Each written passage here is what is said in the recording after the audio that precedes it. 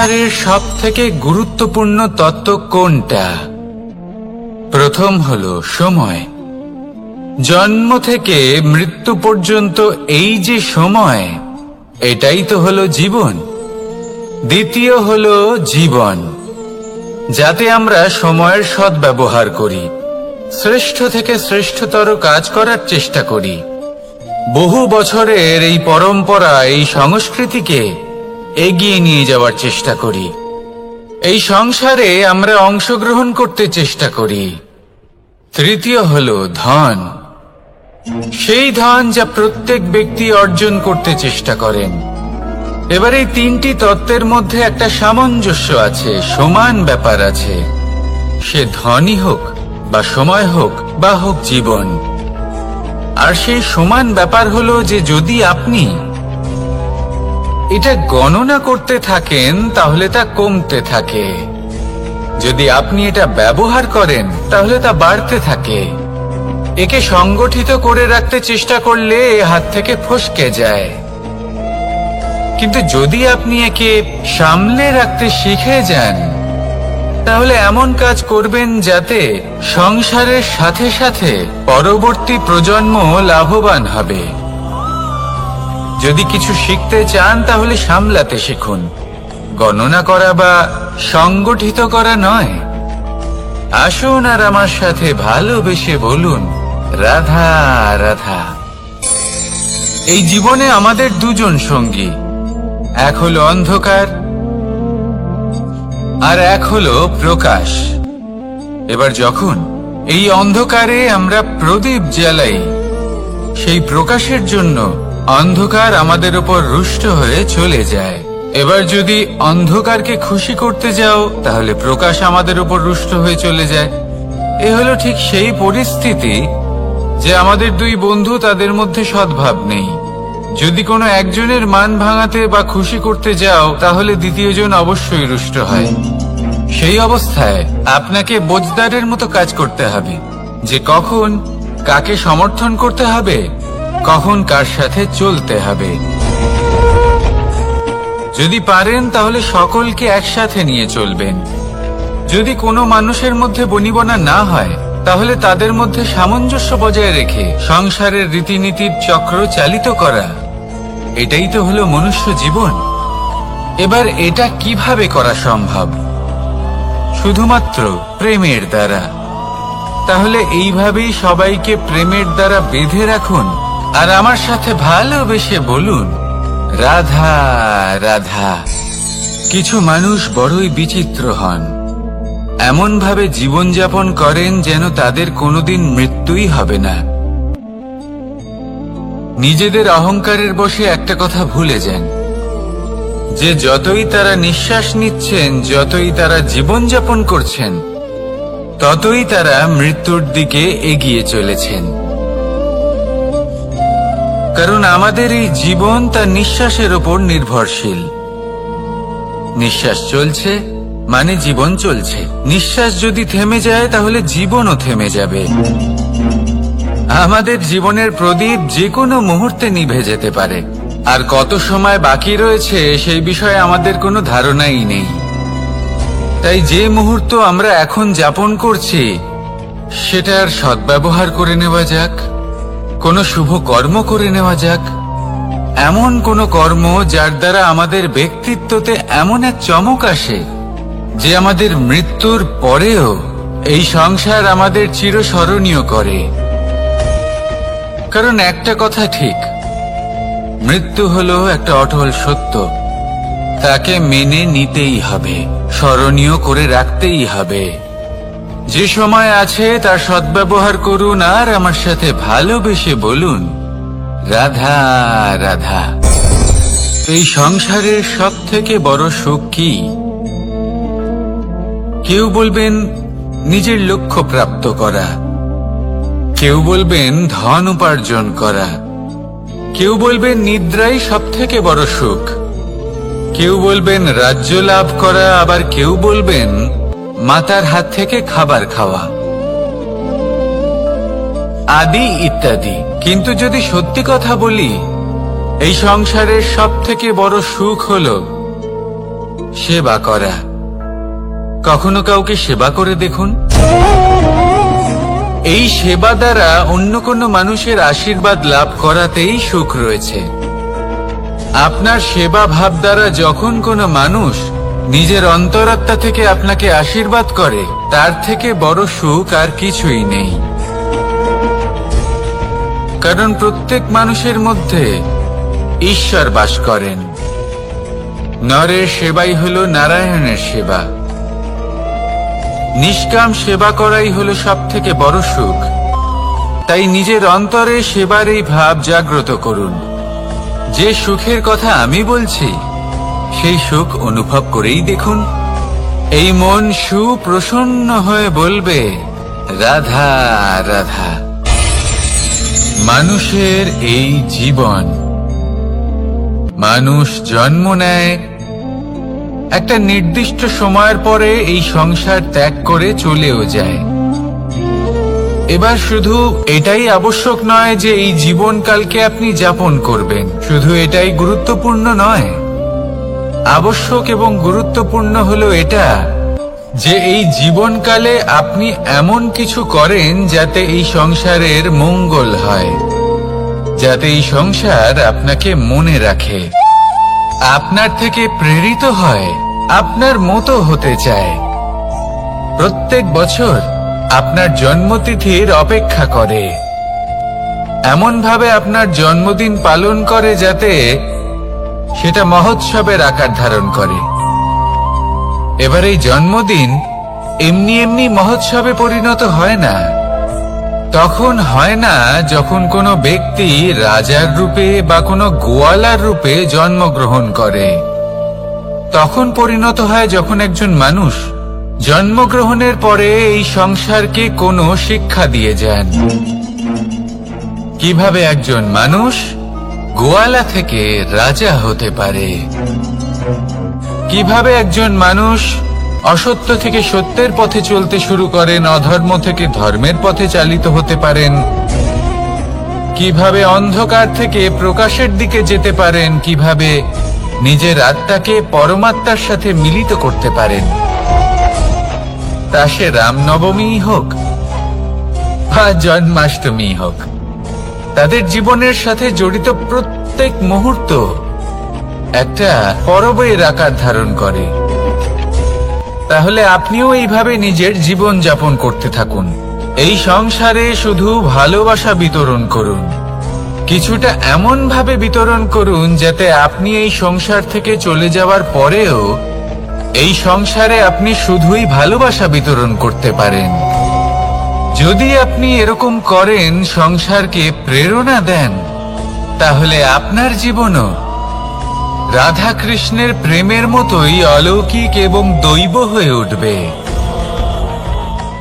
আসুন আর আমার সাথে ভালোবেসে বলুন, রাধা রাধা। আপনি এটা শুনে থাকবেন যে ছোট্ট একটা বালক, সে ঈশ্বরের প্রতিরূপ হয়। কিন্তু এমন কেন বলা হয় তা কি আপনি কখনো ভেবে দেখেছেন? আমি আপনাকে বলছি। কোন একটা ছোট্ট বালককে দেখুন, সে কি করে? সকলকে সমান চোখে দেখে। ওর মনে না কোনো ছলনা রয়েছে, না কোনো কপটতা, না অহংকার রয়েছে, আর না কোনো বিষয় নিয়ে কোনো চিন্তা। সকলকে সে সমান চোখে দেখে আর নিজের মধ্যেই প্রসন্ন থাকে, সকল বিকার থেকে মুক্ত। এগুলোই তো সেই গুণ সেই বালকের মধ্যে, যা হলো ঈশ্বর স্বরূপ। এবার ভেবে দেখুন, যদি প্রত্যেকটা মানুষ এই ছোট বালকের মতো সেই সব গুণ নিজের মধ্যে জাগ্রত করে তোলে, তাহলে কি হবে? তারাও ঈশ্বর তুল্য হয়ে উঠবে। তাই আপনিও এটাই করুন, নিজের মনকে বিকার মুক্ত করুন সেই ছোট্ট বালকের মতো। মনের মধ্যে না কোনো চিন্তা রাখবেন, না মোহ, না ক্রোধ, না কোনো রকমের ছলনা বা কপটতা। সবাইকে সমান চোখে দেখুন আর নিজের মনেই প্রসন্ন থাকতে শিখুন। এই মন প্রেমময় হয়ে বলবে, রাধা রাধা।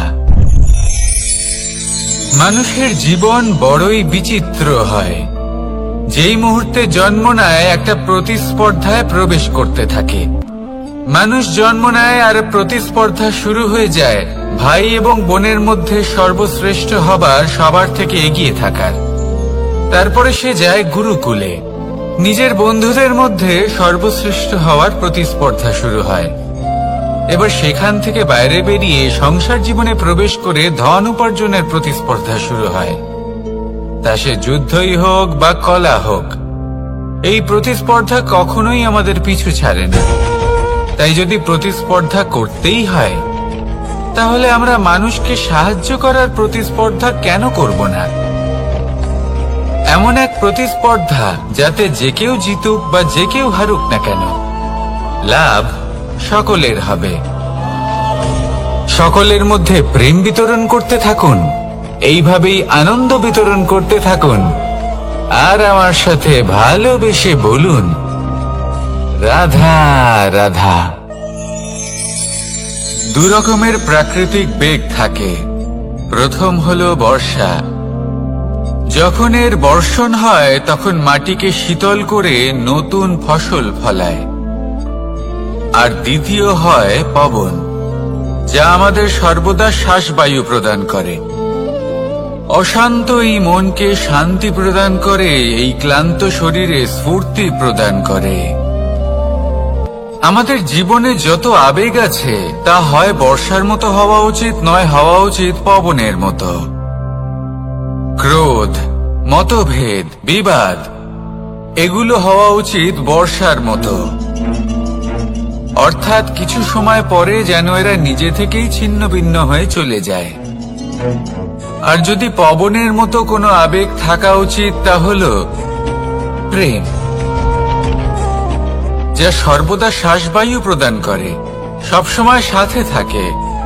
একে আমরা অনুভব করতে পারি না, কিন্তু এ আমাদের অনুভব করার জন্য প্রাণবায়ু প্রদান করে। আর যখন চক্রবাতের মতো সে ভয়ঙ্কর হয়ে ওঠে, তখন সমগ্র সংসার বদলে দেয়। এর সারমর্ম একটাই, শক্তি। মতভেদ, ক্রোধ, বিবাদের মধ্যে নেই। শক্তি যদি থাকে, তা আছে প্রেমের মধ্যে। তাই এই প্রেমকে মনের মধ্যে রাখুন আর আমার সাথে বলুন, রাধা রাধা। প্রত্যেকটা মানুষ আলাদা হয় আর অত্যন্ত বিশেষ হয়। প্রত্যেক মানুষ ভিন্ন ভিন্ন পরিবেশে পালিত হয়, বড় হয়। প্রত্যেকের নিজস্ব চিন্তা ভাবনা থাকে, নিজস্ব বিচারধারা থাকে। যখন অনেক ভিন্ন বিচারধারা একত্রিত হয়ে যায়, তখন শুরু হয় বিবাদ। এবার এই বিবাদের সময় আপনি দেখবেন, দুই ব্যক্তি যাদের মধ্যে এই বিবাদ হচ্ছে, সবসময় এটা প্রমাণ করতে চান যে তার সামনের ব্যক্তি এবং তার ভাবনা, তার বিচারধারা বা তার বক্তব্য হলো অনুচিত। এবার এটাই যদি প্রেমপূর্বক রূপে আপনি ভেবে দেখতে চেষ্টা করেন যে সামনের ব্যক্তিটির বক্তব্য, তার মানসিকতা আসলে কি, তাতে উচিত ঠিক কি, সেটা আমরা বুঝতে পারি। একদিকে হলো এই বিবাদ, যা আপনাকে সামনের ব্যক্তিটিকে অনুচিত প্রমাণ করতে বাধ্য করে। আর অন্যদিকে হলো প্রেম, যা সামনের ব্যক্তিটির যুক্তি বুঝতে সাহায্য করে, তাতে উচিত কি রয়েছে সেটা বুঝতে বাধ্য করে, তাকে মহান হয়ে ওঠার পথে অগ্রসর হতে বাধ্য করে। তাই এই বিবাদকে ত্যাগ করুন আর প্রেমকে আপন করে নিন, আর এই প্রেম ভাব নিয়ে বলুন, রাধা রাধা। এই সংসারে বড়ই বিচিত্র এক শব্দ আছে, মূল্য। এর প্রয়োগ আমরা জীবনেও করে থাকি, আবার ব্যবসাতেও করে থাকি।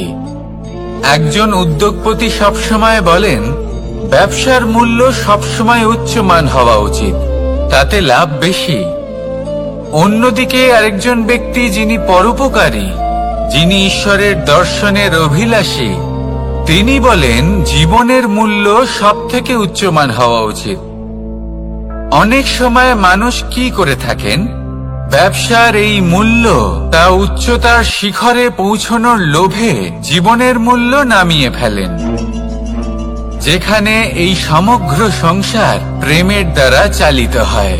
প্রেমই হলো এই সংসারের আধার।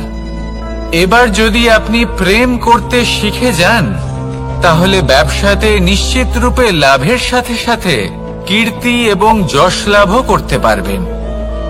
তা আমি নিশ্চিত রূপে বলতে পারি, কারণ ব্যবসাতে ওঠা নামা এসব চলতেই থাকে। জীবনকে আপনি যদি একবার উচ্চতায় নিয়ে যেতে পারেন, তাহলে তা কখনোই নামবে না। আসুন আর আমার সাথে ভালোবেসে বলুন, রাধা রাধা। যা বাধা দেয় তা হলো অবরোধ, যা এগিয়ে নিয়ে যায় তা হলো বিকাশ, আর যা ভাগ করে দেয় তা হলো গুণ। আপনি সবাইকে আনন্দ দিন, তার বদলে আপনিও আনন্দ পাবেন। আপনি সবার মধ্যে প্রেম ছড়ান, আপনিও তার বদলে প্রেমই পাবেন। এই দেখুন না, মেঘেদের দেখুন। এই যে মেঘ, এই মেঘের গুণ এইটা নয় যে এরা জল সংগ্রহ করে রাখে। এদের গুণ হলো এটাই যে এই মেঘ সকলের মধ্যে জল ভাগ করে দেয়। ধরিত্রীর এবং জগতের তৃষ্ণা নিবারণ হয়। সূর্য, সূর্যের গুণ এইটা নয় যে সে সব থেকে বেশি তেজস্বী। তার গুণ হলো এটাই যে সে নিজের তেজ সবার মধ্যে ভাগ করে দিতে পারে। ঠিক সেইভাবেই জীবনে আনন্দ, উল্লাস, প্রেম এই সব কিছুই ভাগ করে নিতে শিখুন। এটাই হলো একটা গুণ, আর তার বদলে আপনি দ্বিগুণ আনন্দ, দ্বিগুণ উল্লাস, দ্বিগুণ প্রেম অবশ্যই পাবেন। যদি আপনি এই সবকিছু নিজের কাছেই জমিয়ে রাখেন, তাহলে আপনি নিজের বিকাশে নিজেই বাধা দেবেন। আসুন আর আমার সাথে ভালোবেসে বলুন, রাধা রাধা। আপনি কখনো মাখনের হাঁড়ি ভেঙেছেন? কত আনন্দ পাওয়া যায়। এই মাখনের হাঁড়ি ভাঙলে পুরো মাখন আমাদের গায়ে এসে পড়ে আর মন উচ্ছ্বসিত হয়ে ওঠে। কিন্তু তার জন্য বালগোপালদের কত চেষ্টা করতে হয় সেটা কখনো ভেবে দেখেছেন? প্রথমে বড়ই পরিশ্রম করে একের ওপর এক সাবধানে ওপরে চড়তে হয়, তারপরে ভারসাম্য বজায় রাখতে হয়, পড়ে গেলে হবে না। তারপর এই হাতের দ্বারা সেই মাখনের হাঁড়ি ভাঙতে হয়, তখন মাখন পড়ে। এবার এরকমই কিছু আমাদের জীবনে আমাদের সাথেও হয়। এবার আপনি বলবেন যে মাখনের হাঁড়ি ভাঙার এই প্রক্রিয়া, তার সাথে জীবনের কি সম্পর্ক থাকতে পারে? আসলে আমাদের মনের মাঝেও একটা হাঁড়ি রয়েছে, অহংকারের হাঁড়ি। আর এই অহংকারের হাঁড়ি যখন ভেঙে যায়, তখন প্রসন্ন হবার আনন্দ চতুর্দিকে ছড়িয়ে পড়ে। এই মন, এই আত্মা, এই দুই প্রসন্ন হয়ে যায়। কিন্তু তার জন্য আপনাদেরকেও বালগোপালের মতো চেষ্টা করে যেতেই হবে, ভারসাম্য বজায় রাখতেই হবে মনের মাঝে এবং এই বুদ্ধিতে, ভালো এবং মন্দের মধ্যে, লোভ এবং পরমার্থের মধ্যে। আর তারপর নিজে হাতে অহংকারের এই হাঁড়ি ভেঙে দিতে হয়। দেখুন, যদি ঈশ্বরের সঙ্গ লাভ করতে চান, তাহলে অহংকারের এই হাঁড়ি ভাঙতেই হবে। আসুন আর আমার সাথে ভালোবেসে বলুন, রাধা রাধা। মুঠো হাতের শক্তি বেশি, মুঠো খুললেই তা দুর্বল। তা এমন কি থাকা উচিত এই বন্ধ মুঠোয় যা লাখের সমান? মানসিকতা এবং স্বপ্ন। মানুষ জন্মগ্রহণ করে, তার মানসিকতা সময়ের সাথে উন্নত হয়। মানসিকতা অনুযায়ী সে স্বপ্ন দেখে, আর সেই স্বপ্ন সার্থক করতে সে পরিশ্রম করতে থাকে। কিন্তু খুব গুরুত্বপূর্ণ একটা কথা আছে যা আপনার মনে রাখা উচিত। আপনার এই মানসিকতা, আপনার এই স্বপ্ন, তা যেন আপনার নিয়ন্ত্রণে থাকে। আপনার বন্ধ মুঠোয় যেন এর লাগাম থাকে, আপনি যেন এর প্রভু হন। যদি তা হয় তবেই আপনি লাভবান হবেন। যদি এরা আপনাকে নিয়ন্ত্রণ করতে থাকে, যদি আপনার মুঠো খুলে যায়, না পথ আপনার নিয়ন্ত্রণে থাকবে, না মানসিকতা থাকবে, না স্বপ্ন নিয়ন্ত্রণে থাকবে। আর যদি তাই হয় তাহলে আপনি আপনার ভবিষ্যৎ নষ্ট করে ফেলবেন। তাই নিয়ন্ত্রণ করতে শিখুন নিজের বিচার বুদ্ধি, নিজের মানসিকতা, নিজের স্বপ্নকে। নিজের এই স্বপ্ন পূরণ করুন আর আমার সাথে ভালোবেসে বলুন, রাধা রাধা। এই সংসারের সব থেকে কঠোর ধাতুর মধ্যে একটি হলো লোহা। লোহা দিয়ে আমরা অনেক অস্ত্র শস্ত্র লাভ করি, অনেক বস্তুও লাভ করি। এবার এই লোহাকে কাটার জন্য, একে কোনো আকার দেওয়ার জন্য কি প্রয়োগ করতে হয়? লোহা। এবার এই কথাটা আমরা সকলেই জানি যে লোহার দ্বারাই লোহাকে কাটতে হয়। এবার এই কথা আমি আপনাকে কেন বলছি? এরপরে খুব বড় একটা প্রশ্ন আসে, যা খুব বড় শিক্ষা দিয়ে যায়। এটা কেন হয় যে আমরা একটা লোহা দিয়ে একটা লোহাতে আঘাত করছি, কিন্তু যে লোহা দ্বারা আঘাত করছি তার আকার বদলাচ্ছে না, যার ওপর প্রহার করছি তার আকার বদলাচ্ছে? এতে পার্থক্যটা কোথায়? পার্থক্য হলো তাপমাত্রার। দেখুন, যে লোহাকে আমরা কাটতে চাই তার তাপমাত্রা বাড়াতে হয়, তাকে গরম করতে হয়। আর যে লোহা দ্বারা আমরা আঘাত করতে চলেছি সেই লোহা আমাদের ঠান্ডা রাখতে হয়। অর্থাৎ ঠান্ডা লোহা গরম লোহাকে কেটে দেয়। এবার এই শিক্ষা কি আমাদের জীবনে যথেষ্ট নয়?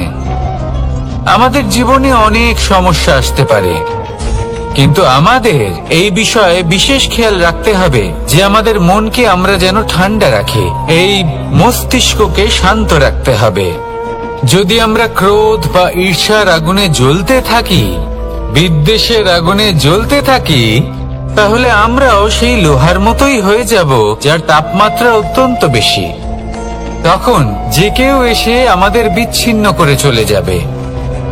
মনে রাখবেন, যিনি যত বেশি স্থির বুদ্ধির অধিকারী, যিনি হলেন সব থেকে বেশি শান্ত, তিনি হলেন সব থেকে বেশি বলশালী। তাহলে শান্ত থাকুন আর আমার সাথে ভালোবেসে বলুন, রাধা রাধা। এই সমগ্র সংসারের সব থেকে গুরুত্বপূর্ণ ব্যক্তি কে? স্বয়ং আপনি। নিজের জন্য তো বটেই, তাই না? কারণ যখন আপনি জন্মগ্রহণ করেন, নিজের চোখ খোলেন, এই সংসারে আসেন, তখনই তো এই সংসারকে আপনি দেখতে পান, অনুভব করতে পারেন। এখানকার আবেগ, এখানকার মানুষজন তখন থেকেই অনুভব করেন। যদি আপনি না থাকেন তাহলে এই সংসারের অস্তিত্ব আপনার কাছে শূন্যের সমান, তাই না? আপনি না থাকলে এই সংসারও আপনার কাছে নেই। এবার সবাই বলবেন যে এ তো সত্যি কথা, সেই অনুযায়ী তো আমার স্বার্থপর হওয়া উচিত, অহংকারী হওয়া উচিত, কারণ আমার কাছে আমি তো সবকিছু। দৃষ্টিভঙ্গি পাল্টে দেখুন, আপনার কাছে সব থেকে বেশি গুরুত্বপূর্ণ ব্যক্তি কে? আপনি নিজেই। সেই মানুষটি কেমন হওয়া উচিত একটু ভেবে দেখুন। সব সময় সকলকে সাহায্য করুন, একসাথে মিলে পরিশ্রম করুন, সাহায্য করুন অন্যদেরকে। এটা অতি আবশ্যক। এবং তার থেকেও বেশি গুরুত্বপূর্ণ হলো এটাই যে আপনার মনে যেন কখনো এই বিষয়ে ভয় না থাকে যে আমি আমার প্রিয়জনদের, আমার কাছের মানুষগুলিকে হারিয়ে ফেলব। এই ভয় কখনোই মনের মধ্যে থাকা উচিত নয়। যদি ভয় থাকে তাহলে থাকুক এই বিষয়ে যে সকল মানুষ আমার জীবন থেকে, আমার থেকে দূরে চলে যাচ্ছেন, তাদের বাধা দিতে দিতে আমি যেন নিজেকেই না হারিয়ে ফেলি। নিজের অস্তিত্বকেই না হারিয়ে ফেলি, নিজের ব্যক্তিত্বকে, নিজের বিচারধারাকে, নিজের করুণার শক্তি না হারাই, তাহলে এই ভয় ত্যাগ করুন আর আমার সাথে ভালোবেসে বলুন, রাধা রাধা। মানুষের দুটো রূপ রয়েছে, এক আমাদের এই মুখ যা শুধুই চোখে দেখা যায়, আর দ্বিতীয় আমাদের এই মন যা শুধুমাত্র অন্তরাত্মা দ্বারা দেখা যায়। এবার আমাদের এই মুখ তা ঈশ্বর সকলকেই আগে থেকেই প্রদান করেছেন, কিন্তু এই মন কেমন হবে তা আমাদের জীবনের অনুভূতি এবং আমাদের জীবনের লক্ষ্য এগুলি সুনিশ্চিত করে। অর্থাৎ নেত্র দিয়ে দেখা যায় আমাদের এই মুখ, তা শুধুই এই কারণে প্রয়োজন যাতে সংসার আমাদের দেখতে পায়, আমাদের চিনতে পারে। কিন্তু যদি এই সংসারে আপনি প্রকৃত অর্থে মান সম্মান লাভ করতে চান, তাহলে নিজের অন্তরাত্মাকে আপনাকে বিকশিত করতেই হবে।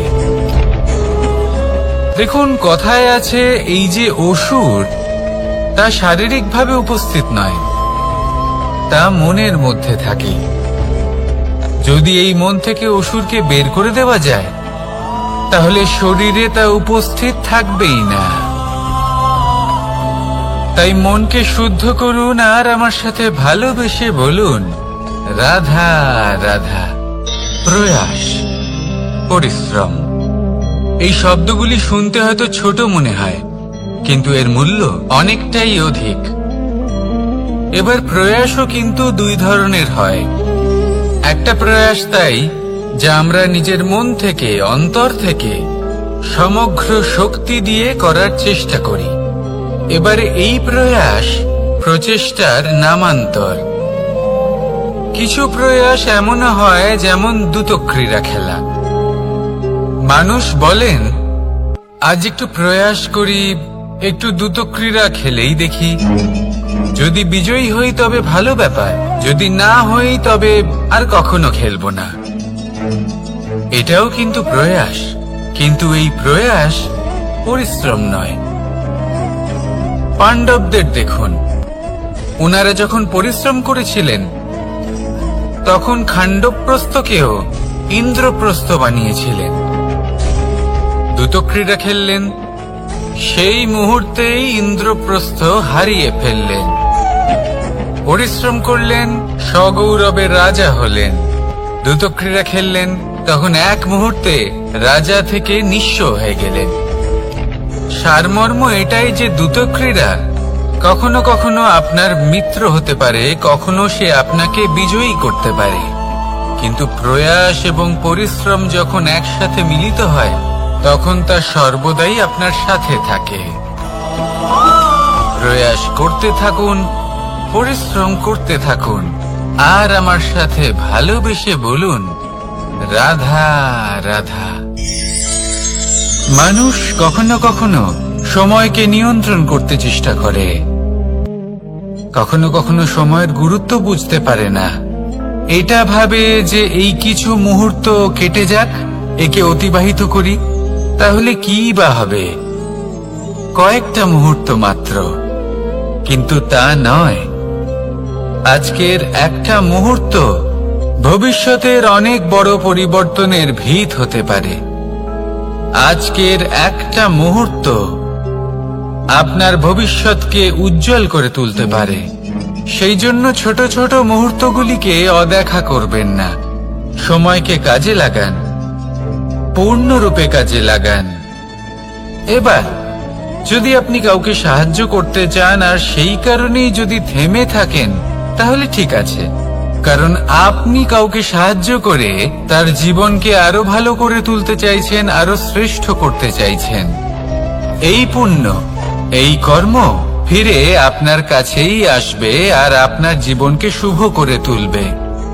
কিন্তু যদি আপনি আলস্যের কারণে থেমে থাকেন এবং কিছুই না করেন, সময় নষ্ট করেন, তাহলে কিন্তু একটাই ঘটনা ঘটবে, আপনার ভবিষ্যৎ বিপদগ্রস্ত হয়ে পড়বে, আর কিছুই নয়। সেই জন্য এটা বোঝা প্রয়োজন যে কখন থামতে হবে এবং কেন থামতে হবে। যদি আপনার থামার কারণ এবং সময় অনুচিত হয়ে থাকে, তাহলে আপনার ভবিষ্যৎ কখনোই উচিত হতে পারে না। সেই জন্য সময়কে সম্মান করুন আর পূর্ণ ব্যবহার করতে শিখুন। আর আমার সাথে ভালোবেসে বলুন, রাধা রাধা। জীবনে সবসময় সেটা হয় না যা আমরা চাই, তেমন ভাবে হয় না যেমন ভাবে আমরা চাই। এবার তাতে আমরা দুঃখ পাই, নিরাশ হয়ে পড়ি, ভাগ্যকে দোষ দিই অথবা অন্য কাউকে বা নিজেকে। কিন্তু সত্যটা কি সেটা আমাদের জানতে হবে। এই সংসার নির্মিত হয়েছে পাহাড় দ্বারা এবং পাথর দ্বারা, তাই প্রত্যেক স্থানে ছোট ছোট ছোট ছোট নুড়ি পাথর তো অবশ্যই থাকবে। এগুলো এড়িয়ে যাওয়া সম্ভব নয়, আর এই কথাটা আমরা সকলে জানি। এবার এইভাবেই আমাদের জীবনে নানান রকমের সমস্যা লেগেই থাকে। এর হাত থেকে কোনোভাবেই নিস্তার পাওয়া সম্ভব নয়। একটা সমস্যা এড়াতে যান, দ্বিতীয় চলে আসবে, দ্বিতীয় সমস্যা এড়াতে যান, তৃতীয় চলে আসবে।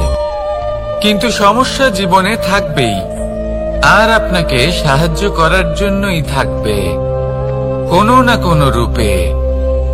আপনার চারপাশে পাথর আছে, এটা আপনার উপর নির্ভরশীল আপনি কি করবেন, কোন পথে অগ্রসর হবেন এবং কিভাবে অগ্রসর হবেন। এবার দেখুন, এটা তো সবসময় সম্ভব নয় যে আপনার পদতলে ফুলের চাদর থাকবে, এটা তো অসম্ভব। সেই জন্য উচিত এটাই হবে যে আপনি পাদুকা পরিধান করে জীবনে অগ্রসর হন। এর সারমর্ম এটাই, যখনই জীবনে সমস্যা আসবে দৃঢ় হয়ে সম্মুখীন হন এবং এটা বোঝার চেষ্টা করুন যে এই সমস্যা জীবনে কেন এলো, কি শিক্ষা দিয়ে গেল। আপনার মধ্যে দোষ অবশ্যই থাকবে, তাকে গুণে পরিবর্তিত করুন। এই জীবন আরো বেশি সহজ সরল হবে এবং প্রসন্ন হয়ে বলবে, রাধা রাধা। অনেক মানুষ আমাকে এসে বলেন যে কানাই, তোমার কথাগুলি তো আর কি বা বলি, তোমার কথা কি থেকে কি করে ফেলতে পারে, অসম্ভবকে সম্ভব করে ফেলতে পারে। এত শক্তি তোমার কথাতেই রয়েছে, তো অন্য কিছু করার কোনো প্রয়োজনই কোথায়?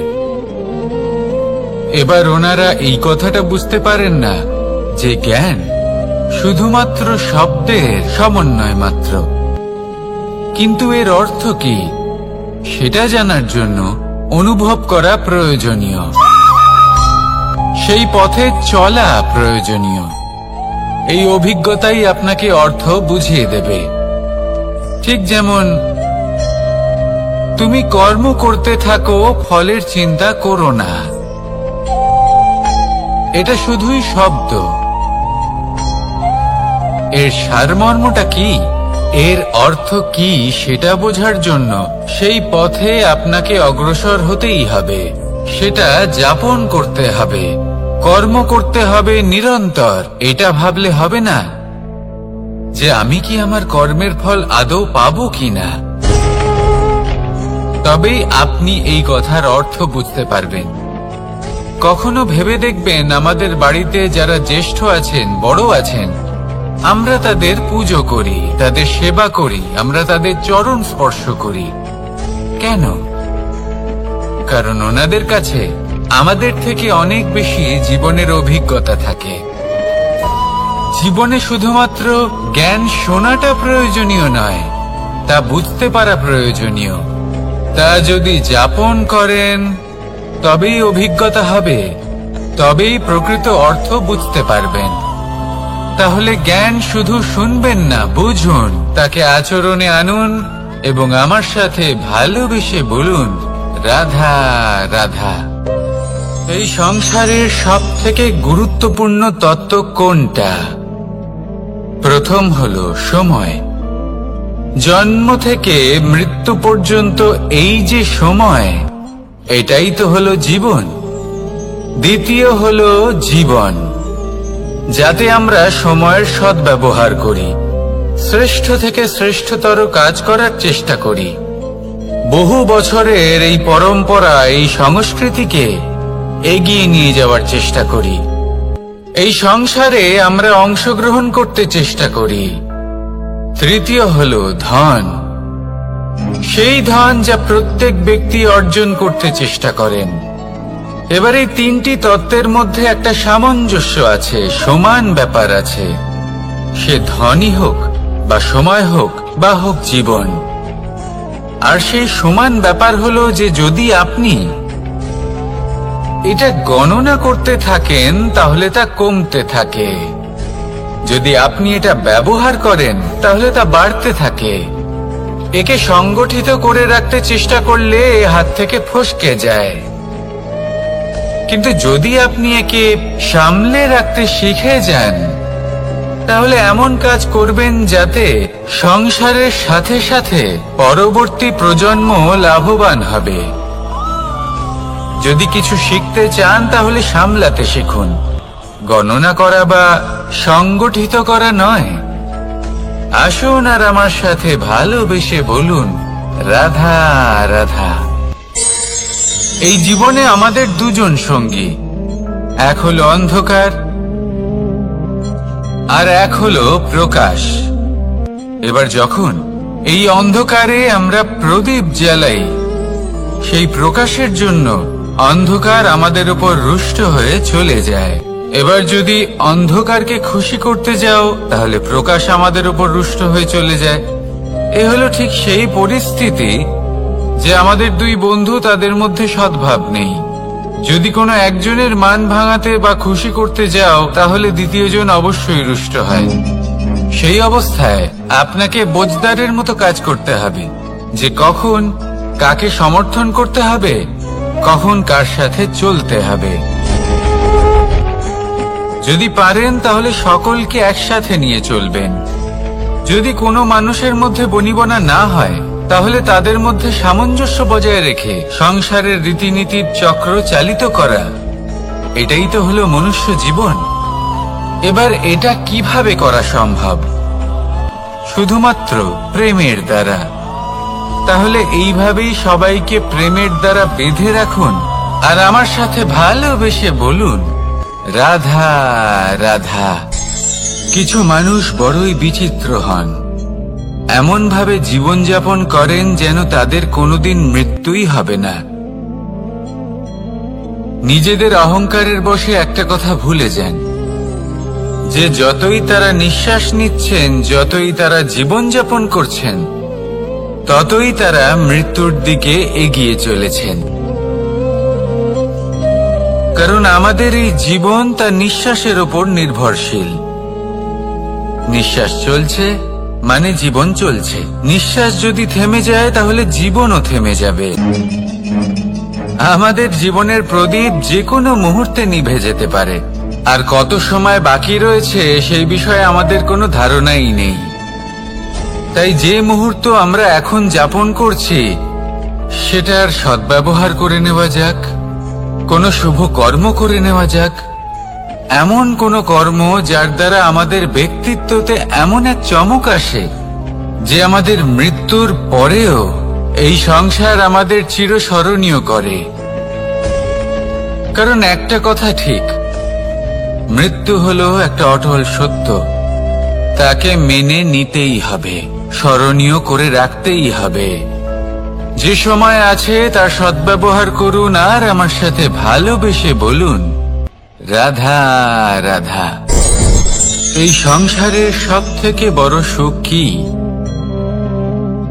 কেউ বলবেন নিজের লক্ষ্য প্রাপ্ত করা, কেউ বলবেন ধন উপার্জন করা, কেউ বলবেন নিদ্রাই সব থেকে বড় সুখ, কেউ বলবেন রাজ্য লাভ করা, আবার কেউ বলবেন মাতার হাত থেকে খাবার খাওয়া, আদি ইত্যাদি। কিন্তু যদি সত্যি কথা বলি, এই সংসারের সব থেকে বড় সুখ হলো সেবা করা। কখনো কাউকে সেবা করে দেখুন, এই সেবা দ্বারা অন্য কোনো মানুষের আশীর্বাদ লাভ করাতেই সুখ রয়েছে। আপনার সেবা ভাব দ্বারা যখন কোনো মানুষ নিজের অন্তরাত্মা থেকে আপনাকে আশীর্বাদ করে, তার থেকে বড় সুখ আর কিছুই নেই। কারণ প্রত্যেক মানুষের মধ্যে ঈশ্বর বাস করেন। নরের সেবাই হলো নারায়ণের সেবা। নিষ্কাম সেবা করাই হলো সব থেকে বড় সুখ। তাই নিজের অন্তরে সেবার এই ভাব জাগ্রত করুন। যে সুখের কথা আমি বলছি, সেই সুখ অনুভব করেই দেখুন। এই মন সুপ্রসন্ন হয়ে বলবে, রাধা রাধা। মানুষ অসুস্থ কেন হন? শারীরিক দুর্বলতার কারণে? না, মানুষ অসুস্থ হন তার মানসিকতার কারণে, তার বিবেকের কারণে, তার কর্মের কারণে, তার ক্রোধের কারণে। আর যখন কেউ সুস্থ হন, ঠিক হয়ে যান, তার মানে এটা নয় যে শুধু ওষুধের জন্য তিনি সুস্থ হয়েছেন। না, এটা কারোর তার প্রতি প্রেমের প্রভাব, বিশ্বাসের প্রভাব, সম্বলের প্রভাব। শুধুমাত্র ওষুধ দিয়ে কিছুই হয় না।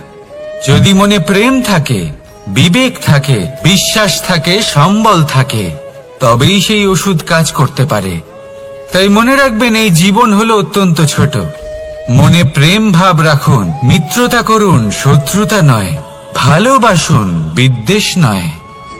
আর এই ভালোবাসার সাথেই বলুন, রাধা রাধা। জীবন, এই জীবনের সত্য কি? জন্ম, যেখান থেকে জীবন আরম্ভ হয়, নাকি সমাপ্তি? মৃত্যু, যেখানে জীবন শেষ হয়ে যায়। জীবনের সত্য এটা নয়, সবকিছু এটা নয়। ভালো করে ভেবে দেখলে কিছুই যায় আসে না যে আপনার জন্ম কোথায় হয়েছে, কিভাবে হয়েছে। এতেও কিছু যায় আসে না যে আপনার মৃত্যু কোথায় হবে, কিভাবে হবে। যায় আসে তখন, গুরুত্বপূর্ণ হলো এটাই যে জীবন আপনি যাপন করেছেন তার উদ্দেশ্য কি ছিল, কি ভাবনা নিয়ে আপনি বেঁচেছেন। এখন যদি আপনি এমন কিছু করেন যার দ্বারা এই সংসার আপনার থেকে জীবন যাপনের প্রেরণা পেতে পারে, মৃত্যুর পরেও আপনার কর্ম দেখে তা স্মরণ করে জীবনে বাঁচতে শেখেন, তাহলে তার তাৎপর্য হলো আপনি নিজের কর্মের দ্বারা, নির্বাচনের দ্বারা অমর হয়ে গেছেন। দেখুন, জীবনে দুশ্চিন্তা করা হলো বৃথা, মৃত্যুর ভয়ও হলো বৃথা। কারণ আত্মা কখনো মরে না, তাকে কেউ শেষ করতে পারে না। না কাল, না মৃত্যু, আর না সময়। যদি এমন কিছু থাকে যা আপনার আত্মাকে শেষ করে দিতে পারে, তাহলে তা আপনারই নিজের দুষ্কর্ম। তাই এই যে জীবনকাল আপনার কাছে রয়েছে, তাতে শুধু শুভ কর্ম করুন, দুশ্চিন্তা করা ত্যাগ করুন। এমন কর্ম করুন যা দেখে সংসার উচিত পথে চলে আসবে, শুভ কর্ম করবে। যদি আপনার মৃত্যুর পরে সংসার আপনাকে স্মরণ করে শিক্ষা লাভ করে, উচিত পথে চলে, প্রেরিত হয়, তাহলে আপনিও অমর হয়ে যাবেন। আসুন আমার সাথে ভালোবেসে বলুন, রাধা রাধা। কথায় আছে, যা কিছু অন্তর থেকে নিঃসৃত হয় তা অশুভ হয় না। অশুভ হলো সেই বোধ, সেই ইচ্ছে যা অন্তর থেকে নিঃসৃত হলেও কখনোই বিবেকের দ্বারা পরখ করা হয় না। এমনই একটা অনুভূতি হলো ক্রোধ। এই ক্রোধ আপনার বিবেকই হরণ করে নেয়, আপনার করুণা হরণ করে নেয়। আপনি ভাবনা চিন্তা করার যোগ্যতাই হারিয়ে ফেলেন। এবার যদি আপনি সংসারকে নিয়ন্ত্রণ করতে চান, ভবিষ্যতের ওপর নিয়ন্ত্রণ রাখতে চান, বর্তমানের ওপর নিয়ন্ত্রণ রাখতে চান, তাহলে প্রথমে নিজের ক্রোধের উপর নিয়ন্ত্রণ করা শিখতে হবে, কারণ এই ক্রোধ আপনার বন্ধু নয়, এ আপনার শক্তি নয়, এ হলো আপনার দুর্বলতা, আর এটা শত্রুর শক্তি বাড়িয়ে তোলে, আর শেষ পর্যন্ত ক্ষতি আপনারই হয়। তাই এই ক্রোধকে নিজের নিয়ন্ত্রণে রাখুন। অশুভ মন্তব্য আপনা থেকেই অসফল হয়ে যাবে। আসুন আমার সাথে ভালোবেসে বলুন, রাধা রাধা।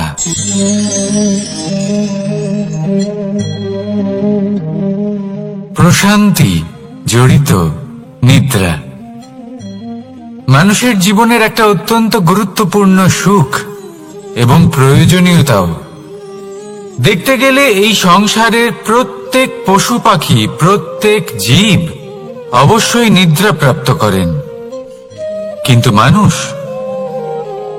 যার মধ্যে বিচার বিবেচনা করার শক্তি অন্যদের থেকে অনেক বেশি, তার কিন্তু ঘুমের কিছু সমস্যা অবশ্যই হয়। কি বলেন? তাই তো। এবার এর কারণ কি? চিন্তা। এবার চিন্তা আমাদের সবার জীবনে আছে। আমরা সকলে জানি যে চিন্তা কখনো আমাদের সাহায্য করে না, তাও আমাদের জীবনে আছে। কেন? চিন্তার মাধ্যমে কি কখনো কোনো সমস্যার সমাধান হয়েছে? অর্থের চিন্তা করলে কি অর্থ লাভ হয়? ভবিষ্যতের চিন্তা করলে কি ভবিষ্যৎ ঠিক হয়ে যায়? স্বাস্থ্যের চিন্তা করলে কি স্বাস্থ্য নিজে থেকেই ঠিক হয়? হয় না। তাহলে এই সব কিছু থেকে আমাদের একটা ছোট্ট শিক্ষা অবশ্যই লাভ করা উচিত। আপনিও আপনার কাঁধ থেকে চিন্তার এই বোঝা নামিয়ে ফেলুন, আর এই সব ইচ্ছে একত্রিত হয়ে আমাদের মনে চিন্তা উৎপন্ন করে। তাই এই চিন্তাগুলিকে ত্যাগ করুন। প্রকৃতির প্রেমের উপর বিশ্বাস রাখুন। মনে রাখবেন, যিনি চিন্তা মুক্ত হবেন তিনি চিতা মুক্ত হবেন। সুখের নিদ্রা প্রাপ্ত করুন, আর নিদ্রায় যাবার আগে আমার সাথে ভালোবেসে বলুন, রাধা রাধা। মহাদেব, সেই দেবতা যিনি মহান, যাকে দেবতাদের দেবতা বলা হয়, যিনি হলেন আমার আরাধ্য। কখনো আপনার মনে এই প্রশ্ন এসেছে যে শিবকেই কেন মহাদেব বলা হয়, অন্য কোনো দেবতাকে কেন বলা হয় না? সেই কারণ মহাদেবের মধ্যে, ওনার মধ্যে এমন এক বিশেষ গুণ রয়েছে যা অন্য কারোর নেই। তা হলো নিঃস্বার্থ হয়ে মানুষের সেবা করা। যদি প্রয়োজন পড়ে, যদি সৃষ্টির পথে বিনাশের কালো মেঘ ছেয়ে থাকে, তখন নিজের প্রাণের চিন্তা না করে হলাহল পান করার জন্য প্রস্তুত থাকেন মহাদেব। আর এই অদ্বিতীয় ত্যাগের জন্যই শিবকে মহাদেব বলে ডাকা হয়। এবার যদি কোনো মানুষও নিঃস্বার্থ ভাবনার দ্বারা নিজেকে অর্পণ করে দেয় এই জগতের কল্যাণের জন্য, মানুষের সেবার জন্য, তাহলে তিনিও মহাপুরুষ, মহামানব হতে পারেন। যদি কেউ অভুক্ত থাকেন, তাহলে নিজের থালা থেকে অর্ধেক খাবার তাকে দিয়ে দিন। যদি কেউ অসুস্থ হন, তাহলে তাকে সেবা করার, চিকিৎসা করার চেষ্টা করুন। এই জীবন শুধু নিজের জন্য নয়, অন্যদের প্রতি, সমস্ত সংসারের প্রতি উৎসর্গ করুন। যদি এইসব মানুষ শিখে যান, তাহলে তিনি মহাদেবের পথে অগ্রসর হতে পারেন। যদি মানুষ নিঃস্বার্থ ভাবনার দ্বারা এই সংসারের সেবা করতে শিখে যান, তাহলে তিনি নিশ্চিত রূপে মহামানব অবশ্যই হতে পারবেন। আসুন আমার সাথে ভালোবেসে বলুন, রাধা রাধা। স্বর্ণ, হিরে, মুক্ত, মানিক, এই সব কিছুকে আগে পাথর বলা হতো। তাহলে এমন কি হলো যে এদের রত্ন বলা হয়? আর রত্ন তা বাস্তবে আসলে কি? এটা হলো সেই পাথর যাকে আগে আগুনের তাপ সহ্য করতে হয়েছে, পরখ করা হয়েছে, যাচাই করা হয়েছে, এদের কাটার চেষ্টা করা হয়েছে, কিন্তু তারা কখনোই নষ্ট হয়নি, বরং তারা আরো উদ্ভাসিত হয়েছে, আরো উজ্জ্বল হয়েছে, এই সংসারে আরো প্রকাশ ছড়িয়ে দিয়েছে। সেই জন্য এরা হলো এত অমূল্য, সেই জন্য এরা হলো বহুমূল্য, সেই জন্য এদের রত্ন বলা হয়। এবার মানুষের কাছেও এই নির্বাচনের অধিকার রয়েছে যে আমরা শুধু পাথর হয়ে থাকব নাকি রত্ন হয়ে থাকব। কিভাবে? আমাদের জীবনেও অনেক সমস্যা রয়েছে, বাধা আছে, বিপত্তি আছে। আমরা সেই বাধার তাপে উত্তপ্ত হই, এই সমস্যা আমাদের কাটার চেষ্টা করে। অনেক মানুষ বিভিন্ন পরিস্থিতি আমাদের ভাঙার চেষ্টা করে, কিন্তু আমাদের নষ্ট হলে চলবে না। যেভাবে এই রত্ন সমস্যার সম্মুখীন হয়ে পাথর থেকে রত্ন হয়েছে, সেইভাবেই আমাদেরও আমাদের সমস্যার সম্মুখীন হয়ে রত্ন হয়ে উঠতে হবে। এই সংসারে প্রকাশের স্রোত হয়ে উঠতে হবে। তাহলে এটাই করুন আর আমার সাথে ভালোবেসে বলুন, রাধা রাধা। সংসারে সব থেকে বড় শক্তি আসলে কি? কেউ বলবেন শারীরিক শক্তি, কেউ বলবেন অস্ত্রের শক্তি, কেউ বলবেন জ্ঞানের শক্তি। ঠিক আছে, কিন্তু যদি আমি বলি সংসারের সব থেকে বড় শক্তি হলো শক্তি কোনো এক তথ্যের, আগে হ্যাঁ, তথ্য। এই তথ্য নিজেই কিন্তু খুব শক্তিশালী, অত্যন্ত শক্তিশালী অস্ত্র হলো এই তথ্য। আর সত্যি বলতে অনুচিত তথ্যের থেকে অনেক বেশি ঘাতক হলো অসম্পূর্ণ তথ্য। যেরকম আজ শাম্ব রুক্মির সাথে করেছে, ওকে অসম্পূর্ণ তথ্য দিয়েছে, তার ফলে বিনাশ হলো। যদি এইভাবেই আপনার কাছেও কোনো অসম্পূর্ণ তথ্য আসে, আর যদি আপনি তা পরখ না করে দেখেন, যাচাই না করে দেখেন, আর নিজের কর্ম করেন, তাহলে উত্থানের বদলে আপনি পতনের সম্মুখীন হবেন। বিকাশের বদলে আপনার বিনাশ হয়ে যাবে। মনে রাখবেন একটা অত্যন্ত গুরুত্বপূর্ণ কথা, সঠিক তথ্য পাওয়া সঠিক তথ্য দেওয়ার থেকে অনেক বেশি গুরুত্বপূর্ণ। আশা করি এই কথা আপনি বুঝেছেন। জীবনে যখনই কোনো তথ্য আপনি পাবেন, সেই বিষয়ে ভেবে দেখুন, পরখ করে দেখুন, যাচাই করুন, তারপর নিজের কর্ম করুন। আর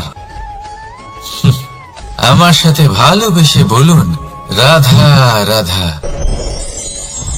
ধর্ম এবং প্রেম, এই দুই হলো একই মুদ্রার দুই পিঠ।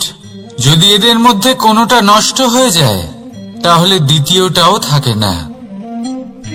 কখনো ভেবেছেন এমন কেন হয়? তার জন্য আগে আপনাকে বুঝতে হবে যে ধর্ম আসলে কি। ধর্ম সেটাই যা এই সংসারের প্রত্যেক মানুষকে একে অপরের সাথে সুখ এবং শান্তিতে থাকতে প্রেরণা যোগায়। এই প্রেরণার আধার হলো প্রেম। প্রেম সেটাই যা আপনার মধ্যে অন্য কারোর প্রতি করুণাবোধ জাগিয়ে তোলে, সম্মান জাগিয়ে তোলে। এবার যদি প্রেম চলে যায়, তাহলে সবার আগে বিনাশ হবে সম্মান আর করুণাবোধের। এবার যেখানে না প্রেম রয়েছে, না সম্মান রয়েছে, না করুণা রয়েছে, সেখানে ধর্ম কিভাবে বাস করবে? অশুভ ইচ্ছে জাগ্রত হয়ে ওঠে, ক্রোধ জাগ্রত হয়ে ওঠে, অহংকার জাগ্রত হয়ে ওঠে, আর তারপর আরম্ভ হয় অধর্মের। তাই যা যা ভাবনা আপনার অন্তরে প্রবেশ করছে, করতে দিন, কিন্তু যাই হোক না কেন, এই প্রেমকে নিজের থেকে দূরে যেতে দেবেন না। এই প্রেমকে চিরকাল নিজের কাছে রাখুন, নিজের হৃদয়। আর এই প্রেম ভাব নিয়ে বলুন, রাধা রাধা। এই সংসারে আমাদের জীবনের সব থেকে বড় দোষ কি আপনি জানেন? কেউ বলবেন লোভ, কেউ বলবেন লালসা, কেউ বলবেন অসত্য। দেখুন, দুঃখের মূল কারণ হলো পরিশ্রম না করা। কিছু মানুষ ভাবেন যে আমি জীবনে কোনো পরিশ্রম করব না, অথচ আমি সবকিছু প্রাপ্ত করতে চাই। আর এমন এক কারণের জন্যই দূতের মতো খেলা আমাদের জীবনে প্রবেশ করার সুযোগ পায়। দূত, এই দূত আসলে কি? দূত অর্থাৎ কোনো পরিশ্রম ছাড়াই অন্য কেউ পরিশ্রম করে যা অর্জন করেছেন, যে সুখ সুবিধা অর্জন করেছেন, তা নিজের জন্য শুধুমাত্র একটা খেলার মাধ্যমে নিজের করে নেবার ইচ্ছে। আর এই ইচ্ছে অত্যন্ত বিনাশকারী হতে পারে। এই ইচ্ছে যদি আপনার বিবেক, আপনার মন, আপনার চেতনা, আপনার ভাবনা প্রবাহিত করে ফেলে, তারপরে আপনি চেষ্টা করতে শুরু করে দেবেন, আর সেইখান থেকেই আপনার পতন শুরু হবে। এই চেষ্টা করবেন যে অন্য কারোর জীবনের সমস্ত ধন, তার সমস্ত জীবন সম্পূর্ণভাবে নিজের করে নেওয়া। কারণ প্রথমে আশা জাগ্রত হয়, আর এই আশা হতাশায় পরিণত হতে সময় লাগে না। এই হতাশা কুণ্ঠায় পরিণত হতে সময় লাগে না, কুণ্ঠা লোভে পরিণত হতে সময় লাগে না, আর এই লোভ প্রতিশোধ স্পৃহাতে পরিণত হতে সময় লাগে না। আর যখন এই সব কিছু হয়, আপনি দুষ্ট হয়ে যান। আর সবাই জানেন যে প্রত্যেক দুষ্ট ব্যক্তির পতন হলো অবশ্যম্ভাবী। তাই নিজেকে দূতের থেকে দূরে রাখুন আর পরিশ্রমকে নিজের কাছে টেনে নিন। জীবনে আপনার যা যা স্বপ্ন রয়েছে, যা আপনি করতে চান, শুধুই পরিশ্রম দ্বারা অর্জন করুন। তাহলে তাই করুন, আর আমার সাথে ভালোবেসে বলুন, রাধা রাধা। জীবনে কিছু শেখা অত্যন্ত গুরুত্বপূর্ণ। এবার কি কি শিখতে হবে, সেই সব শেখানোর জন্য অনেক শিক্ষক রয়েছেন। কিন্তু কি শিখবেন না আর কি করবেন না, এটা আমাদের নিজের অভিজ্ঞতা দিয়ে শিখতে হয়। কিন্তু তার মানে এটা নয় যে যদি আপনাকে শিখতে হয় যে আগুনের তাপ কতটা, আপনাকে আগুনের মধ্যে হাত দিতে হবে। না, অন্য কারোর অভিজ্ঞতা দ্বারাও শিখতে পারেন। প্রশ্ন শুধুমাত্র একটাই যে আপনি কি শিখতে চান নাকি চান না। যদি আপনি এটাই ভাবেন যে আমি শুধুই নিজের অভিজ্ঞতা দ্বারাই শিখতে চাই, তাহলে জীবনকাল ছোট মনে হবে, অনেক কিছুই শিখতে পারবেন না। তাই নিজের সাথে সাথে বড়দের অভিজ্ঞতার দ্বারাও শেখা শুরু করে দিন। এই সংসারের অভিজ্ঞতা দ্বারা শিখতে শুরু করে দিন। আর এটা নিশ্চিত রূপে শেখা আবশ্যক যে কখন কি করবেন না, কোথায় থামতে হবে আর কোথায় থামবেন না।